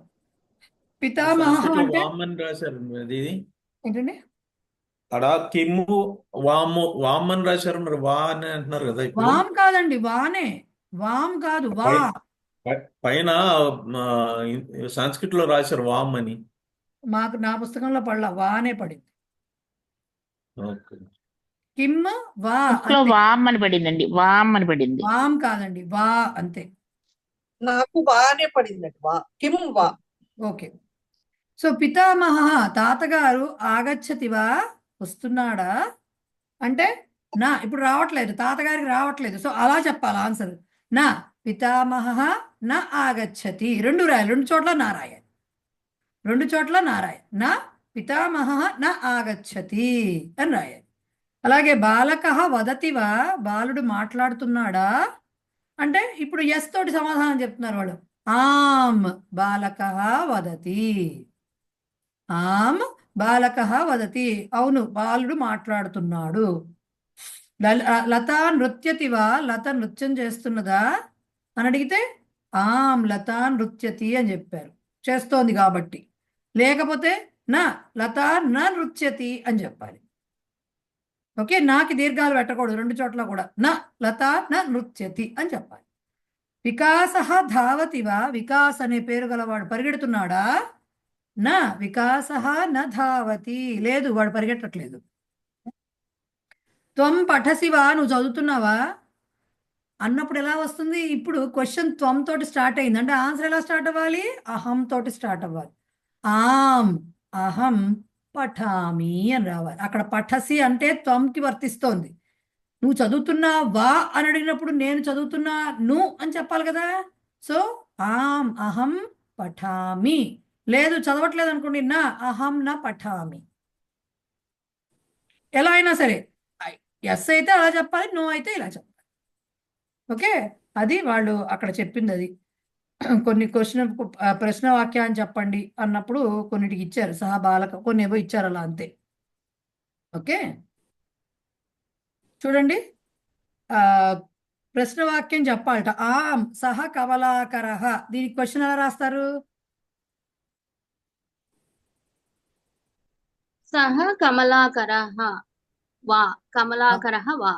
అది సహ కమలాకరః వా అని క్వశ్చన్ అడిగితే ఆం సహ కమలాకరః అని ఆన్సర్ ఇచ్చారు. సో ఆన్సర్ని బట్టి క్వశ్చన్ అడుగుతాం. నెక్స్ట్ నా ఆగచ్చతి ఎలా అడగాలి? సా ఆగచ్చతి వా. అంతే, సా ఆగచ్చతి వా, అలాగే అంతే అడగాలి. ఇప్పుడు ఆం విద్యుత్ గచ్చతి, విద్యుత్ గచ్చతి వా. అంతే, విద్యుత్ గచ్చతి వా ఆర్ విద్యుత్ గచ్చతి కిం, ఎలా అయినా ఓకే, ఫైన్, నో ప్రాబ్లం. వైద్య పశ్యతి కిం, ఇప్పుడు నాకు ఎస్ తో ఆన్సర్ చెప్పండి. ఆం వైద్య పశ్యతి. వైద్య పశ్యతి. నోతో చెప్తే నా వైద్య నా పశ్యతి. నా పశ్యతి. అది నా వైద్య నా పశ్యతి. నా పశ్యతి. నా పశ్యతి. ఓకే, సో అలా అడిగారు అనమాట. ఓకే, అలా చెప్పారు. ఓకే, అవి క్వశ్చన్స్ వేయడం, క్వశ్చనింగ్ ఎలా ఉంటుంది, చిన్న చిన్న విషయాలు రోజువారీ మనకి మాట్లాడుకునేటప్పుడు ఉపయోగించే చిన్న చిన్న విషయాలు చెప్తూ వెళ్తారు అనమాట. నెక్స్ట్ది భవాన్ గురించి ఇందాక చెప్పా కదండి నేను. భవాన్ అస్మద్ యుష్మద్ శబ్ద రూపాలు తప్ప తక్కినవన్నీ కూడా ప్రథమ పురుషకే వెళ్తాయి. అందుకనే భవాన్ భవతి కూడా ఎదుటివారిని అడ్రస్ చేస్తున్నట్లుగా ఉన్నప్పటికీ కూడా శబ్ద రూపంగా అవి అస్మద్కి యుష్మద్కి చెందవు కాబట్టి శబ్ద రూపాలకి అవి కూడా ప్రథమ పురుషే అవుతాయి. సో ప్రథమ పురుష కిందకి అయినప్పుడు దానికి కూడా మనము ప్రథమ పురుష క్రియాపదాలే వాడాలి. భవాన్ గచ్చతి, భవాన్ హసతి, భవాన్ లిఖతి, భవాన్ పిబతి, ఇలాగే ప్రథమ పురుష రూపాలు రాయాలి. మరి భవాన్కి ప్లూరల్ ఏంటి? భవంతః, భవంతః లిఖంతి, భవంతః గాయంతి, భవంతః ధావంతి, ఇలా రాయాలి. అదే స్త్రీలింగం అయితే భవతీ గచ్చతి, భవతీ హసతి, భవతీ గాయతి, ఇలా రాయాలి. దానికి బహువచనం స్త్రీలింగంలో భవత్యః, భవత్యః, దీర్ఘాలు ఉండవు ఎక్కడ, భవత్యః అంతే. భవత్యః గచ్చంతి, భవత్యః అటంతి, భవత్యః పచంతి, భవత్యః క్రీడంతి, ఇలాగే చెప్పాలి. అవి అవడానికి ఎదుటివాళ్ళనే, భవాన్ అన్నా భవతి అన్నా ఎదుటివాళ్ళని చెప్తున్నాం, ఏమండి మీరు అని చెప్పే ఉద్దేశంలో చెప్తున్నాం. బట్ స్టిల్ అవి అస్మద్కి యుష్మద్కి చందవు కాబట్టి, ఎస్పెషల్లీ యుష్మద్, ఎదుటివారిని అంటున్నా యుష్మద్కి చందవు కాబట్టి ఆ రూపాలు వాటిని ప్రథమ పురుష క్రియాపదాలే వాడాలి అవి వచ్చినప్పుడు. గుర్తుపెట్టుకుంటారు కదా ఈ విషయం? ఎస్, అదే వాళ్ళు చెప్పింది. భవాన్ ఆగచ్చతి అనాలి, త్వం అయితే ఆగచ్చసి అనాలి. భవతి పఠతి అనాలి, త్వం అయితే పఠసి అనాలి. సో ఏతావాత తేల్చింది ఏంటి? మధ్యమ పురుష అంటే నీవు అని చెప్పేటటువంటి యుష్మద్ శబ్ద రూపములు మాత్రమే, ఇంకా ఏవి కావు. క్లియర్ అక్కడికి? ఎస్, అయిపోయింది. లాస్ట్కి వచ్చాం, సెకండ్ లెసన్ అయిపోయింది ఇవాళ. ప్రవేశాక అయిపోతుంది, పర్వాలేదు. నెక్స్ట్ రాను అసలు లెసన్ చెప్పడానికి 2 రోజులు పడుతూ ఉంటుంది ఒక్కోసారి. లాస్ట్ టాపిక్ ఏంటంటే ఎస్ కృష్ణఫణి చెప్పండి. ఇది మనకి ఇప్పుడు సహ బాలకః వా అని చెప్పి అన్నారు కదండి, అది మనం ప్లూరల్ వచ్చినప్పుడు, బహువచనం వచ్చినప్పుడు క్వశ్చనింగ్ అది ఎలా చేస్తాం? అంతే, వాకి కింకి ఏం ఉండవండి, అవే వచనాలు, అవి అవ్యయాలు. అవ్యయము అంటే ఏంటంటే వేటికి ఓకే, అంతే, తే బాలకాః వా, అంతే. Okay, right. లాస్ట్ టాపిక్ సుభాషితం. సుభాషితం ఉంది, 2వ సుభాషితం. ఫస్ట్ది అయం నిజః పరోవేతి గణనా లఘుచేతసా ఉదార చరితానాం తు వసుదైవ కుటుంబకం. 2వది ఉద్యమేనైవ సిద్ధ్యంతి కార్యాణి న మనోరథైః నహి సుప్తస్య సింహస్య ప్రవిశంతి ముఖే మృగాః. మృగాః ఉండాలి అక్కడ. ఓకే, సో ఉద్యమేనైవ సిద్ధ్యంతి కార్యాణి న మనోరథైః నహి సుప్తస్య సింహస్య ముఖే ప్రవిశంతి ముఖే మృగాః. ఇక్కడ స్ప్లిట్ మీకు ఎక్కడుందంటే కేవలం ఒక చోటే ఉంది. ఫస్ట్ పదమే ఉద్యమేన ఏవ. ఫస్ట్ పదము ఉద్యమేనైవ ఉంది కదా, ఉద్యమేన ఏవ. ఉద్యమేన ఏవ సిద్ధ్యంతి కార్యాణి న మనోరథైః న హి సుప్తస్య సింహస్య ప్రవిశంతి ముఖే మృగాః. ఉద్యమేన అంటే పెద్ద విప్లవాలు ఉద్యమాలు కాదు. ఉద్యమః అంటే సంస్కృతంలో మీనింగ్ ప్రయత్నము, ఎఫర్ట్ అని అర్థం అనమాట. ఉద్యమేన ప్రయత్నముతో, ఏవ అని ఎప్పుడైతే పెట్టారో ప్రయత్నముతోనే అని చెప్పాలి. ప్రయత్నముతోనే సిద్ధ్యంతి అంటే సిద్ధిస్తున్నవి. ఏమిటవి? కార్యాణి పనులు. నా మనోరథైః అంటే మనోరథం అంటే కోరిక, కోరికలతో నా కాదు. ఓకే, దానికి ఎలా చెప్తున్నారు? సుప్తస్య సింహస్య, నిద్రపోతు సింహం అంటే సింహస్య అంటే సింహం యొక్క, సుప్తస్య అంటే నిద్రపోతున్నటువంటి సింహము యొక్క ముఖే ముఖము దగ్గరికి ఆర్ ముఖములోనికి మృగాహ జంతువులు న ప్రవిశంతి, అవి వాటంతట అవే వచ్చి ప్రవేశించవు. ఇది ప్రతి పదానికి చెప్పాను నేను అర్థం. చెప్పదలుచుకుంది ఏంటి? వీళ్ళు కార్యాణి పనులు మనోరథైః నా సిద్ధ్యంతి, కోరిక ఉంటే పని అనేది నెరవేరదు. ఆ కోరిక తగ్గట్టుగా ఎఫర్ట్ పెట్టాలి, కష్టపడాలి, ఉద్యమించాలి, అంటే ప్రయత్నించాలి. సో కార్యాణి ఉద్యమేన ఏవ సిద్ధ్యంతి మనోరథైః న సిద్ధ్యంతి. ప్రయత్నముతోటే పనులు అనేవి పూర్తవుతాయి, సిద్ధిస్తాయి, మన లక్ష్య సిద్ధి జరుగుతుంది. కానీ కేవలం కోరికల వలన కాదు. దానికి ఎగ్జాంపుల్గా ఎలా చెప్తున్నారు? సింహానికి ఆకలి వేస్తూ ఉంటుంది, కానీ అది వెళ్ళి బద్ధకంగా నేను ఏ పని చేయను, నేను ఆకలి వేస్తోంది కానీ నేను మాత్రం వెళ్ళి పడుకుంటా గుహలోకి వెళ్ళి శుభ్రంగాను, జంతువులు వాటంతా అవే నా నోటి వరకు రావాలంటే ఎందుకు వస్తుంది? జంతువు ఎందుకు వస్తుంది దాని నోటి దగ్గరికి? దీనికి ఆకలేస్తే ఇది వెళ్ళి ప్రయత్నించి వేటాడి దాని ఆహారాన్ని సంపాదించుకో, అప్పుడే దాని ఆకలి తీరుతుంది. కానీ ఇది కాంగా ఆకలి వేస్తోంది, నాకే వాళ్ళ నోట్లో తీసుకొచ్చి చక్కగా నన్ను ఫీడ్ చేస్తే బాగుండంటే ఏ మృగం చచ్చిపోవడానికి వస్తుంది దాని నోటి దగ్గరికి? దాని అంతది రాదు కదా. సో ప్రయత్నించాలి, ప్రయత్నంతో పనులు అనేవి సిద్ధిస్తాయి అనేది దానికి అర్థం అన్నమాట. రైట్, ఇప్పుడు ఇక్కడికి మీరు మ్యూట్లో ఉన్నారు లక్ష్మి గారు. ఇది వీళ్ళు ఇది ఇస్తే మనం అర్థం మాత్రమే రాయాలండి పరీక్షలో. మరి ఇంకేం రాస్తారు? ఆ శ్లోకం లాగా ఉన్నదంతా అదంతా కూడా రాయాలా? తెలుగులో తెలుగు లిపిలో మీకు ఎందుకు ఇచ్చారు అంటే, ఎవరికైనా ఇంకా స్టార్టింగ్ కదా, దేవనాగరి చదవలేకపోతే అని తెలుగు లిపిలో ఇచ్చారు అంతే. అది మీరు రాయక్కర్లా, తాత్పర్యం ఒకటే రాస్తారు అంతే మీరు.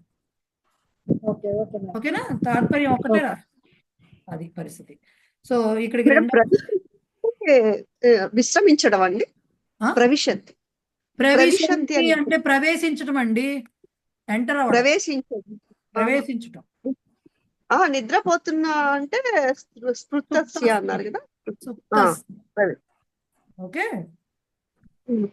సో అది అక్కడికి రెండవ పాఠం పూర్తయింది. మీకు ఆ ఎక్సర్సైజ్ పార్ట్ చేయాలి మనం క్లాస్లో. అది లెసన్ ఎండింగ్లో కూడా ఎక్సర్సైజ్ ఇస్తారు కదా దీని పక్కన, అది చెయ్యాలంటే పాఠం మీరు ఒకసారి చదువుకుని రావాలి, అప్పుడే మనం అవి చెయ్యగలము. రైట్, ఈ ఎక్సర్సైజ్లో లెసన్ ఎండింగ్ ఎక్సర్సైజ్లో సంస్కృత లిపిలో రాయమని ఇచ్చారు, అంటే సంయుక్తాక్షరాలతో ఉన్న మాటలు ఇచ్చారు. వ్యాఘ్రః, క్షేమేంద్రః, రామాయణం, కృష్ణ కర్ణామృతం, ఇలాంటివన్నీ అవి రాయటం ప్రాక్టీస్ చేయాలి. ఇప్పుడు సంయుక్తాక్షరాలు ఎలా రాయాలో వాళ్ళ రూల్స్ అవి చెప్పారు కదా, అవి గుర్తులో పెట్టుకుంటూ రాయటం అనేది ప్రాక్టీస్ చేయాలి. ఆన్సర్స్ వెనకాల ఉంటాయి మీకు ఎట్లాగూను, బట్ ప్రాక్టీస్ చేయాలి. ఓకేనా? సో ఇవి మీరు చూసుకుని వస్తే నెక్స్ట్ క్లాస్లో ఎక్సర్సైజ్ చేద్దాము. చేసి టైంని బట్టి థర్డ్ లెసన్ స్టార్ట్ చేస్తాము. మోస్ట్లీ టైం సరిపోతే, అన్ని ఎక్సర్సైజ్ చేసేసుకున్న తర్వాత టైం సరిపోతే స్టార్ట్ చేస్తాం. రైట్, ఎవరికైనా డౌట్స్ ఉంటే అడగచ్చు. వాళ్ళకి కొంచెం తొందరగా అయిపోయింది, ఇంకా 10 minutes టైం ఉంది. మహోదయ, ఇది కొంచెం ఒక 10 మొత్తం ఇప్పుడు క్లాస్ లో ఎంత మంది ఉన్నారో ఎక్కువ అందరినీ ఒకే గ్రూప్ చేస్తే మళ్ళా కన్ఫ్యూజ్ ఎక్కువ ఉంటుంది. ఒక 5 to 6 members వరకు ఒక గ్రూప్ చేస్తే, అంటే నాకు చేయటం రాదు అలా గ్రూప్ చేయటం, కానీ దేనికండి అలా గ్రూప్ గా చేస్తే ప్రాక్టీస్ చేసుకోవటానికి. స్టూడెంట్స్ స్టడీ గ్రూప్ అనుకుంటున్నారా? మీకు మాట చెప్పనా, మీరు దీంట్లో ఇప్పుడు ప్రస్తుతం నాతో కలిపి 30 మంది జాయిన్ అయ్యాం ప్రస్తుతం క్లాస్లో. నన్ను తీసేయండి. 29 మందిని మీరు గ్రూప్లో పెట్టి ఉన్నా మీరు ప్రాక్టీస్ అంటే ఇలా జూమ్ ద్వారా ప్రాక్టీస్ చేసుకోవడానికి వచ్చేవాళ్ళు 8-9 మంది కంటే ఉండరు. గ్రూప్లో అవును మాత్రం మేడం, అందుకనే అంటున్నా అందరినీ ఒకే గ్రూప్ కాకుండా ఒక 4-5 వరకే గ్రూప్ చేసుకుంటే అని. నేను అంటుంది అదే. ఇప్పుడు అది మీ ఇష్టం, మీరు ఎలా చేసుకుంటారనేది. మీకు దీంట్లో పరిచయమైన వాళ్ళు ఎవరన్నా ఉంటే మనందరం కలిసి చదువుకుందామా అని మనం మాట్లాడుకుని మీ 5గురితో 6గురితో సెట్ చేసుకున్నది మీ ఇష్టం, నాకు సంబంధం లేదు వాటి ఎవరి రేట్తోను. ఓకే, బట్ ఏదైనా ఒక గ్రూప్ ఉంటూ జనరల్గా ఒక గ్రూప్ ఉంటూ ఉంటుంది. ఎందుకంటే వాళ్ళందరూ ఈ డిస్కషన్ క్లాసెస్కి అటెండ్ అయినా అవ్వకపోయినా డౌట్స్ షేర్ చేసుకుంటారు కదా, అందుకని వాళ్ళు పెట్టుకుంటూ ఉంటారు. అందరూ ఎవరు 30 మందో 40 మందో ఉంటే ఆ గ్రూప్లో కూడా ఉన్నా కూడానండి, అందరూ డిస్కషన్ క్లాసెస్ ఎవరికో 4-5. ఇంకా చెప్పాలంటే ముందు రావడం 15 మంది వస్తాము, మనం క్లాస్ ఇవాళ పెట్టుకుందాం, మనం డిస్కస్ చేసుకుందాం, జాయిన్ అవుదాం మీటింగ్లో అనుకున్నా కూడా ఒక 2-3 సార్లు అయిన తర్వాత ఎవరో కొంతమందికి ఆ వేవ్ లెంత్ మ్యాచ్ అవుతుంది. అంటే ఆ చదువుకునే పద్ధతి సెట్ అవుతుంది కొంతమందికి, వాళ్ళే గ్రూప్గా వెళ్తూ ఉంటారు. వీళ్ళు మిగతా వాళ్ళు ఎయిదర్ వేరే గ్రూప్ ఫామ్ చేసుకుంటారు కొంతమంది, లేదంటే అసలు వాళ్ళు వద్దులే మనకి కంబైన్డ్ స్టడీస్ అవ్వట్లేదు మనకు అనుకుంటారు. ఇలాంటివన్నీ జరుగుతాయి. కాబట్టి మీరు స్టూడెంట్స్ గ్రూప్ క్రియేట్ చేసుకుంటాం అనుకుంటే, గ్రూప్ చేయడం వచ్చిన వాళ్ళు ఎవరన్నా ఉంటే చేస్తే బాగానే ఉంటుంది. అన్ని మన ఈ గ్రూప్లో ఉంటాయి కాబట్టి బాగానే ఉంటుంది. లేదంటే మీకు మీరు దానిలో నెంబర్లు ఉంటాయి. మన ఈ గ్రూప్ తీస్తే ఓపెన్ చేస్తే గ్రూప్ ఇన్ఫోకి వెళ్తే నెంబర్లు అవి ఉంటాయి. మీకు మీరు ఎవరన్నా మనం కలుసుకుందామా అనుకుంటే మీరు చేసుకోవచ్చు, తప్పేం లేదు. మీకు ఎవరితో సెట్ అవుతుందో నాకు తెలియదు కదా, మీలో ఎవరెవరికి పరిచయాలు ఉన్నాయో కూడా తెలియదు, రైట్? సో అది మీ ఇష్టం, అందుకని. ఓకేనా? ఇంకా ఏమన్నా అడగాల? ఎస్ మూర్తి గారు చెప్పండి సార్. మేడం నాదొక చిన్న విజ్ఞప్తి. చెప్పండి. ఇప్పుడు నెక్స్ట్ క్లాస్ నుంచి మీరు ఈ పొడుపు కథలు కానివ్వండి, ప్రహేళికలు కానివ్వండి, శుభార్తలు కానివ్వండి, ఎవరైనా మా చేత ఇంట్రెస్ట్ ఉన్న వాళ్ళ చేత మీరు చదివిపించి, అంటే మీరు చదవకుండా మీరు చదివిపించి దానికి మీరు మీనింగ్ డిసైఫర్ చేస్తే ఇంటరాక్టివ్ గా ఉంటుందేమో అని నా ఉద్దేశం. నో ప్రాబ్లం, ఏం లేదు. కొంతమంది చదవడానికి మొహమాట పడేవాళ్ళు, అలాంటి ప్రయత్నాలు ఇదివరకు జరిగినాయి. అవి టైం టేకింగ్ అవుతున్నాయి కొంచెం అని చెప్పి తర్వాత, అంటే ప్రవేశ లెవెల్లో ప్రాబ్లం అనిపించదు. రాను రాను ఏమవుతుందంటే టైం టేకింగ్ అయిపోతుంది అని చెప్పి కంటిన్యూ చేస్తున్నారు. అది కరెక్టే, సమయాభావం కూడా చూడాలి. అందుకని అంతకుమించి ఏమీ లేదు. That is also fine, no problem. సమయం ఒకటి మనకి చాలా ఇంపార్టెంట్ కదా, అంతకుమించి ఏమీ లేదు. నాకు అసలు ఆ ప్రాబ్లమే లేదండి, చదువుతామంటే శుభ్రంగా చదివిస్తాను. అందుకనే జయ మంత్రాలు ఎగతా మంత్రాలు నేను చదవను, అందుకు నేను వాళ్ళకి నోడు కాస్త తిరుగుతాయనే ఉద్దేశం. ఇంకా ఫస్ట్ 2 లెసన్సే కదా, భయంగా ఉంటుంది, కొత్త కదా, ఎంత పెద్దవాళ్ళైనా ఆ ఇన్హిబిషన్స్ ఉంటాయి కొన్ని. అది చూద్దాం, నెక్స్ట్ దీని నుంచి ట్రై చేద్దాం. ఇంకా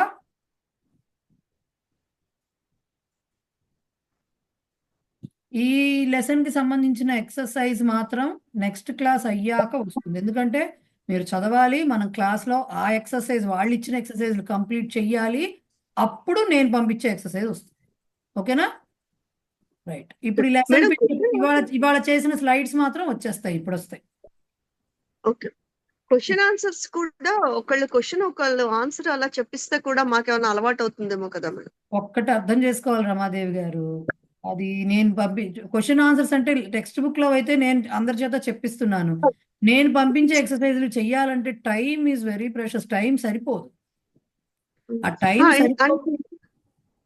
ఇందాక మీరు క్వశ్చన్ ఒకటి చదివి అంబా పచ్చతిగా అలా అన్నారు కదా, అది క్వశ్చన్ ఉంటే మేము ఎవరైనా చెప్తే కొద్దిగా మాకు ఇంకా వస్తుందేమో. అందులో ఉన్నవే ఎక్కువ కాదు, ఇందులో ఉన్నాయి ఒక 5-6 ఎక్సర్సైజ్ అన్ని మనం నేనేం చెప్పట్లేదు, మీ చేత చెప్పిస్తున్నా, అవి నేను చెప్పను కదా. ఎక్సర్సైజెస్ కి ఆన్సర్స్ మీ చేత నేమ్ బై నేమ్ చెప్పించట్లా నేను. అచ్చా, మీకు ఇంకా అవలేదేమో అలాంటి ప్రాక్టీస్ అయితే, సెకండ్ లెసన్ ఇది అందుకు అవలేదేమో. జనరల్ గా ఒక్కొక్కళ్ళ పేరు పిలిచి చెప్పిస్తాను నేను ఎక్సర్సైజ్. చెప్పించాను కదా, లాస్ట్ క్లాస్ లో చెప్పించాను. మీరు ఎక్సర్సైజ్ చెప్పిస్తాను, నేను పంపించే ఎక్సర్సైజ్ నేను చెప్పించాను. ఎందుకంటే అంత టైమే ఉంటే అదే ఆ స్టోరీస్ అవన్నీ కూడా చెప్పుకుంటాం కదా, అంత టైం సరిపోదు. Okay, right. అందుకనే స్టూడెంట్స్ గ్రూప్ అని చెప్పింది నేను. ఇలాంటివి జరగడానికే స్టూడెంట్స్ గ్రూప్. మనం చదివేసుకుంటాం, అవన్నీ మీరు డిస్కస్ చేసుకోవచ్చు అని చెప్పాను. మీరు ఆలోచించుకోండి, ఇవేం తొందర లేదు, చాలా కొంచెం టైం తీసుకోవచ్చు. పరిచయం అవ్వాలి, మీలో మీకు పరిచయం అవ్వాలి, అప్పుడు కానీ ముందుకు అడుగు వేయలేరు మీరు కూడా. రైట్, ఓకేనండి. అయితే మళ్ళీ ఇవాళ ఒక రోజు పరిచయ సత్రం లాగా పెట్టుకోకూడదు, అది ఇది పరిచయ సత్రం లాగా పెట్టుకోవాలంటారా? చూద్దాం. చూద్దాం, అది కూడా చూద్దాం. మహోదయ, ఇవి ఏమైతుందంటే ఇప్పుడు అందులో ఉన్న పేర్లు ఎవరైనా తీసుకోవాలన్నా నెంబర్లు ఉన్నాయి, అక్కడ పేరు రావట్లేదు అవును, అని correct. అందరికి. ఒక అందుకని పని చేద్దాం, ఎవరికి ఎవరన్నా మీట్ అవ్వాలన్నా కూడా అది కష్టంగా అనిపిస్తుంది. అది ఒక పని చేద్దాం అయితే, ఒక పని చేద్దాము. నెక్స్ట్ క్లాస్ అంటే మనం శుక్రవారమేగా మీ క్లాస్ మళ్ళీ శుక్రవారం క్లాస్లో ముందు ఎక్సర్సైజ్ చేసేసుకుందాము ఈ లెసన్కి సంబంధించింది. సెకండ్ లెసన్ ఇప్పుడు బ్యాలెన్స్ ఏదైతే ఉందో అవి చేసేసుకున్నాక అప్పుడు దీని గురించి ఆలోచించి అప్పుడు ఎవరన్నా మరి ఒకళ్ళొకళ్ళు పరిచయం అయిన తర్వాత ఎవరు జాయిన్ అవుతారు అనేది ఫస్ట్ క్రియేట్ చేయడం నేను చేసి పెడతాను అంతగా అయితేను. ఆ తర్వాత యూజువల్గా ఏమవుతుందంటే ఫస్ట్ క్లాస్ ఏదైతే జరిగిందో మనకి ఇంట్రొడక్షన్ క్లాస్లో ఈ పరిచయం జరుగుతుంది.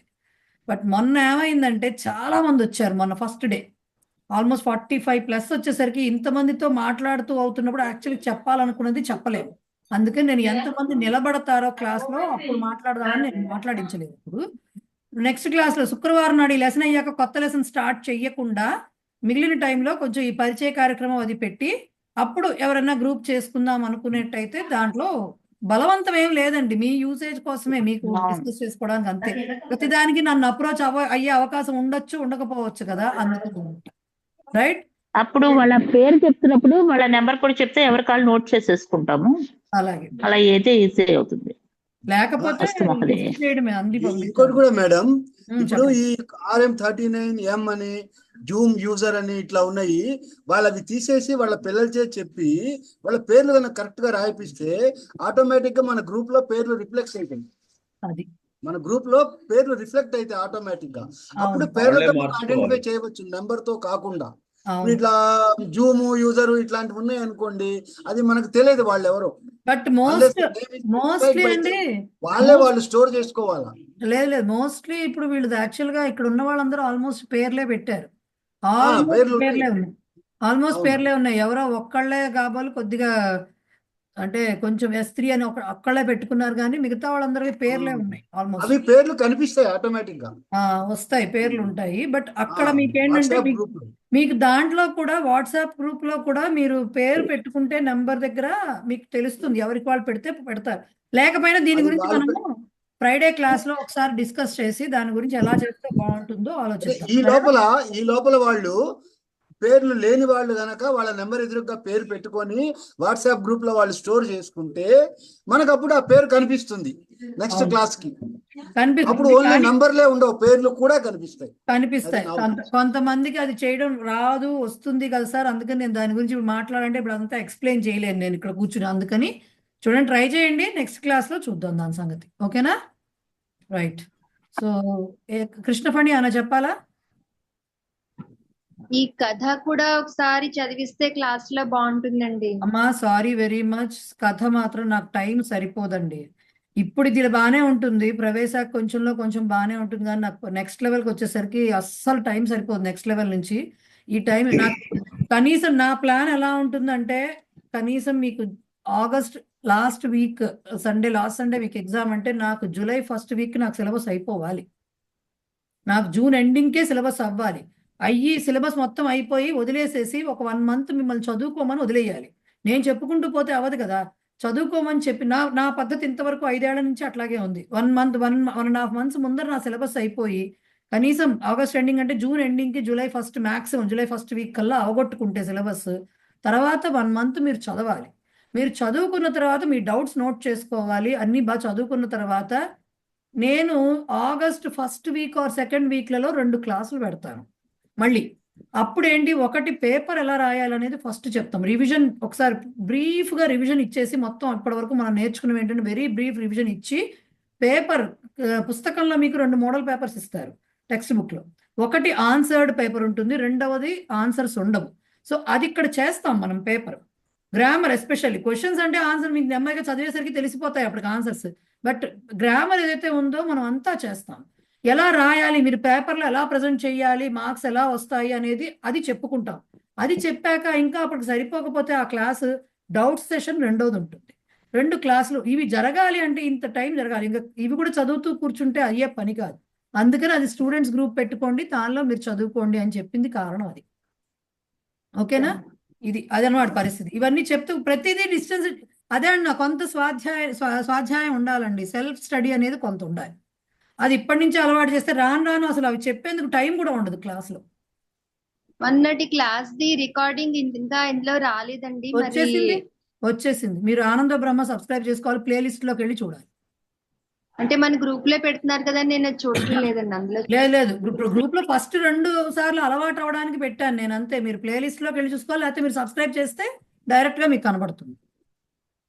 ఫస్ట్ 2 సార్లు ఏంటంటే తెలియదు కాబట్టి, ఎక్కడ చూడాలి ఏంటి తెలియదు కాబట్టి లింక్ పెట్టాం. తర్వాత నెమ్మదిగా మీరు అది చూసుకోవడమే. రైట్? ఓకే. ఏకతా మంత్రం అండ్ శాంతి మంత్రము సరే నేనే పాడేస్తాను, టైం అయిపోయింది కాబట్టి. యం వైదికా మంత్రదృశ పురాణా ఇంద్రం యమం మాతరిశ్వానమాహుః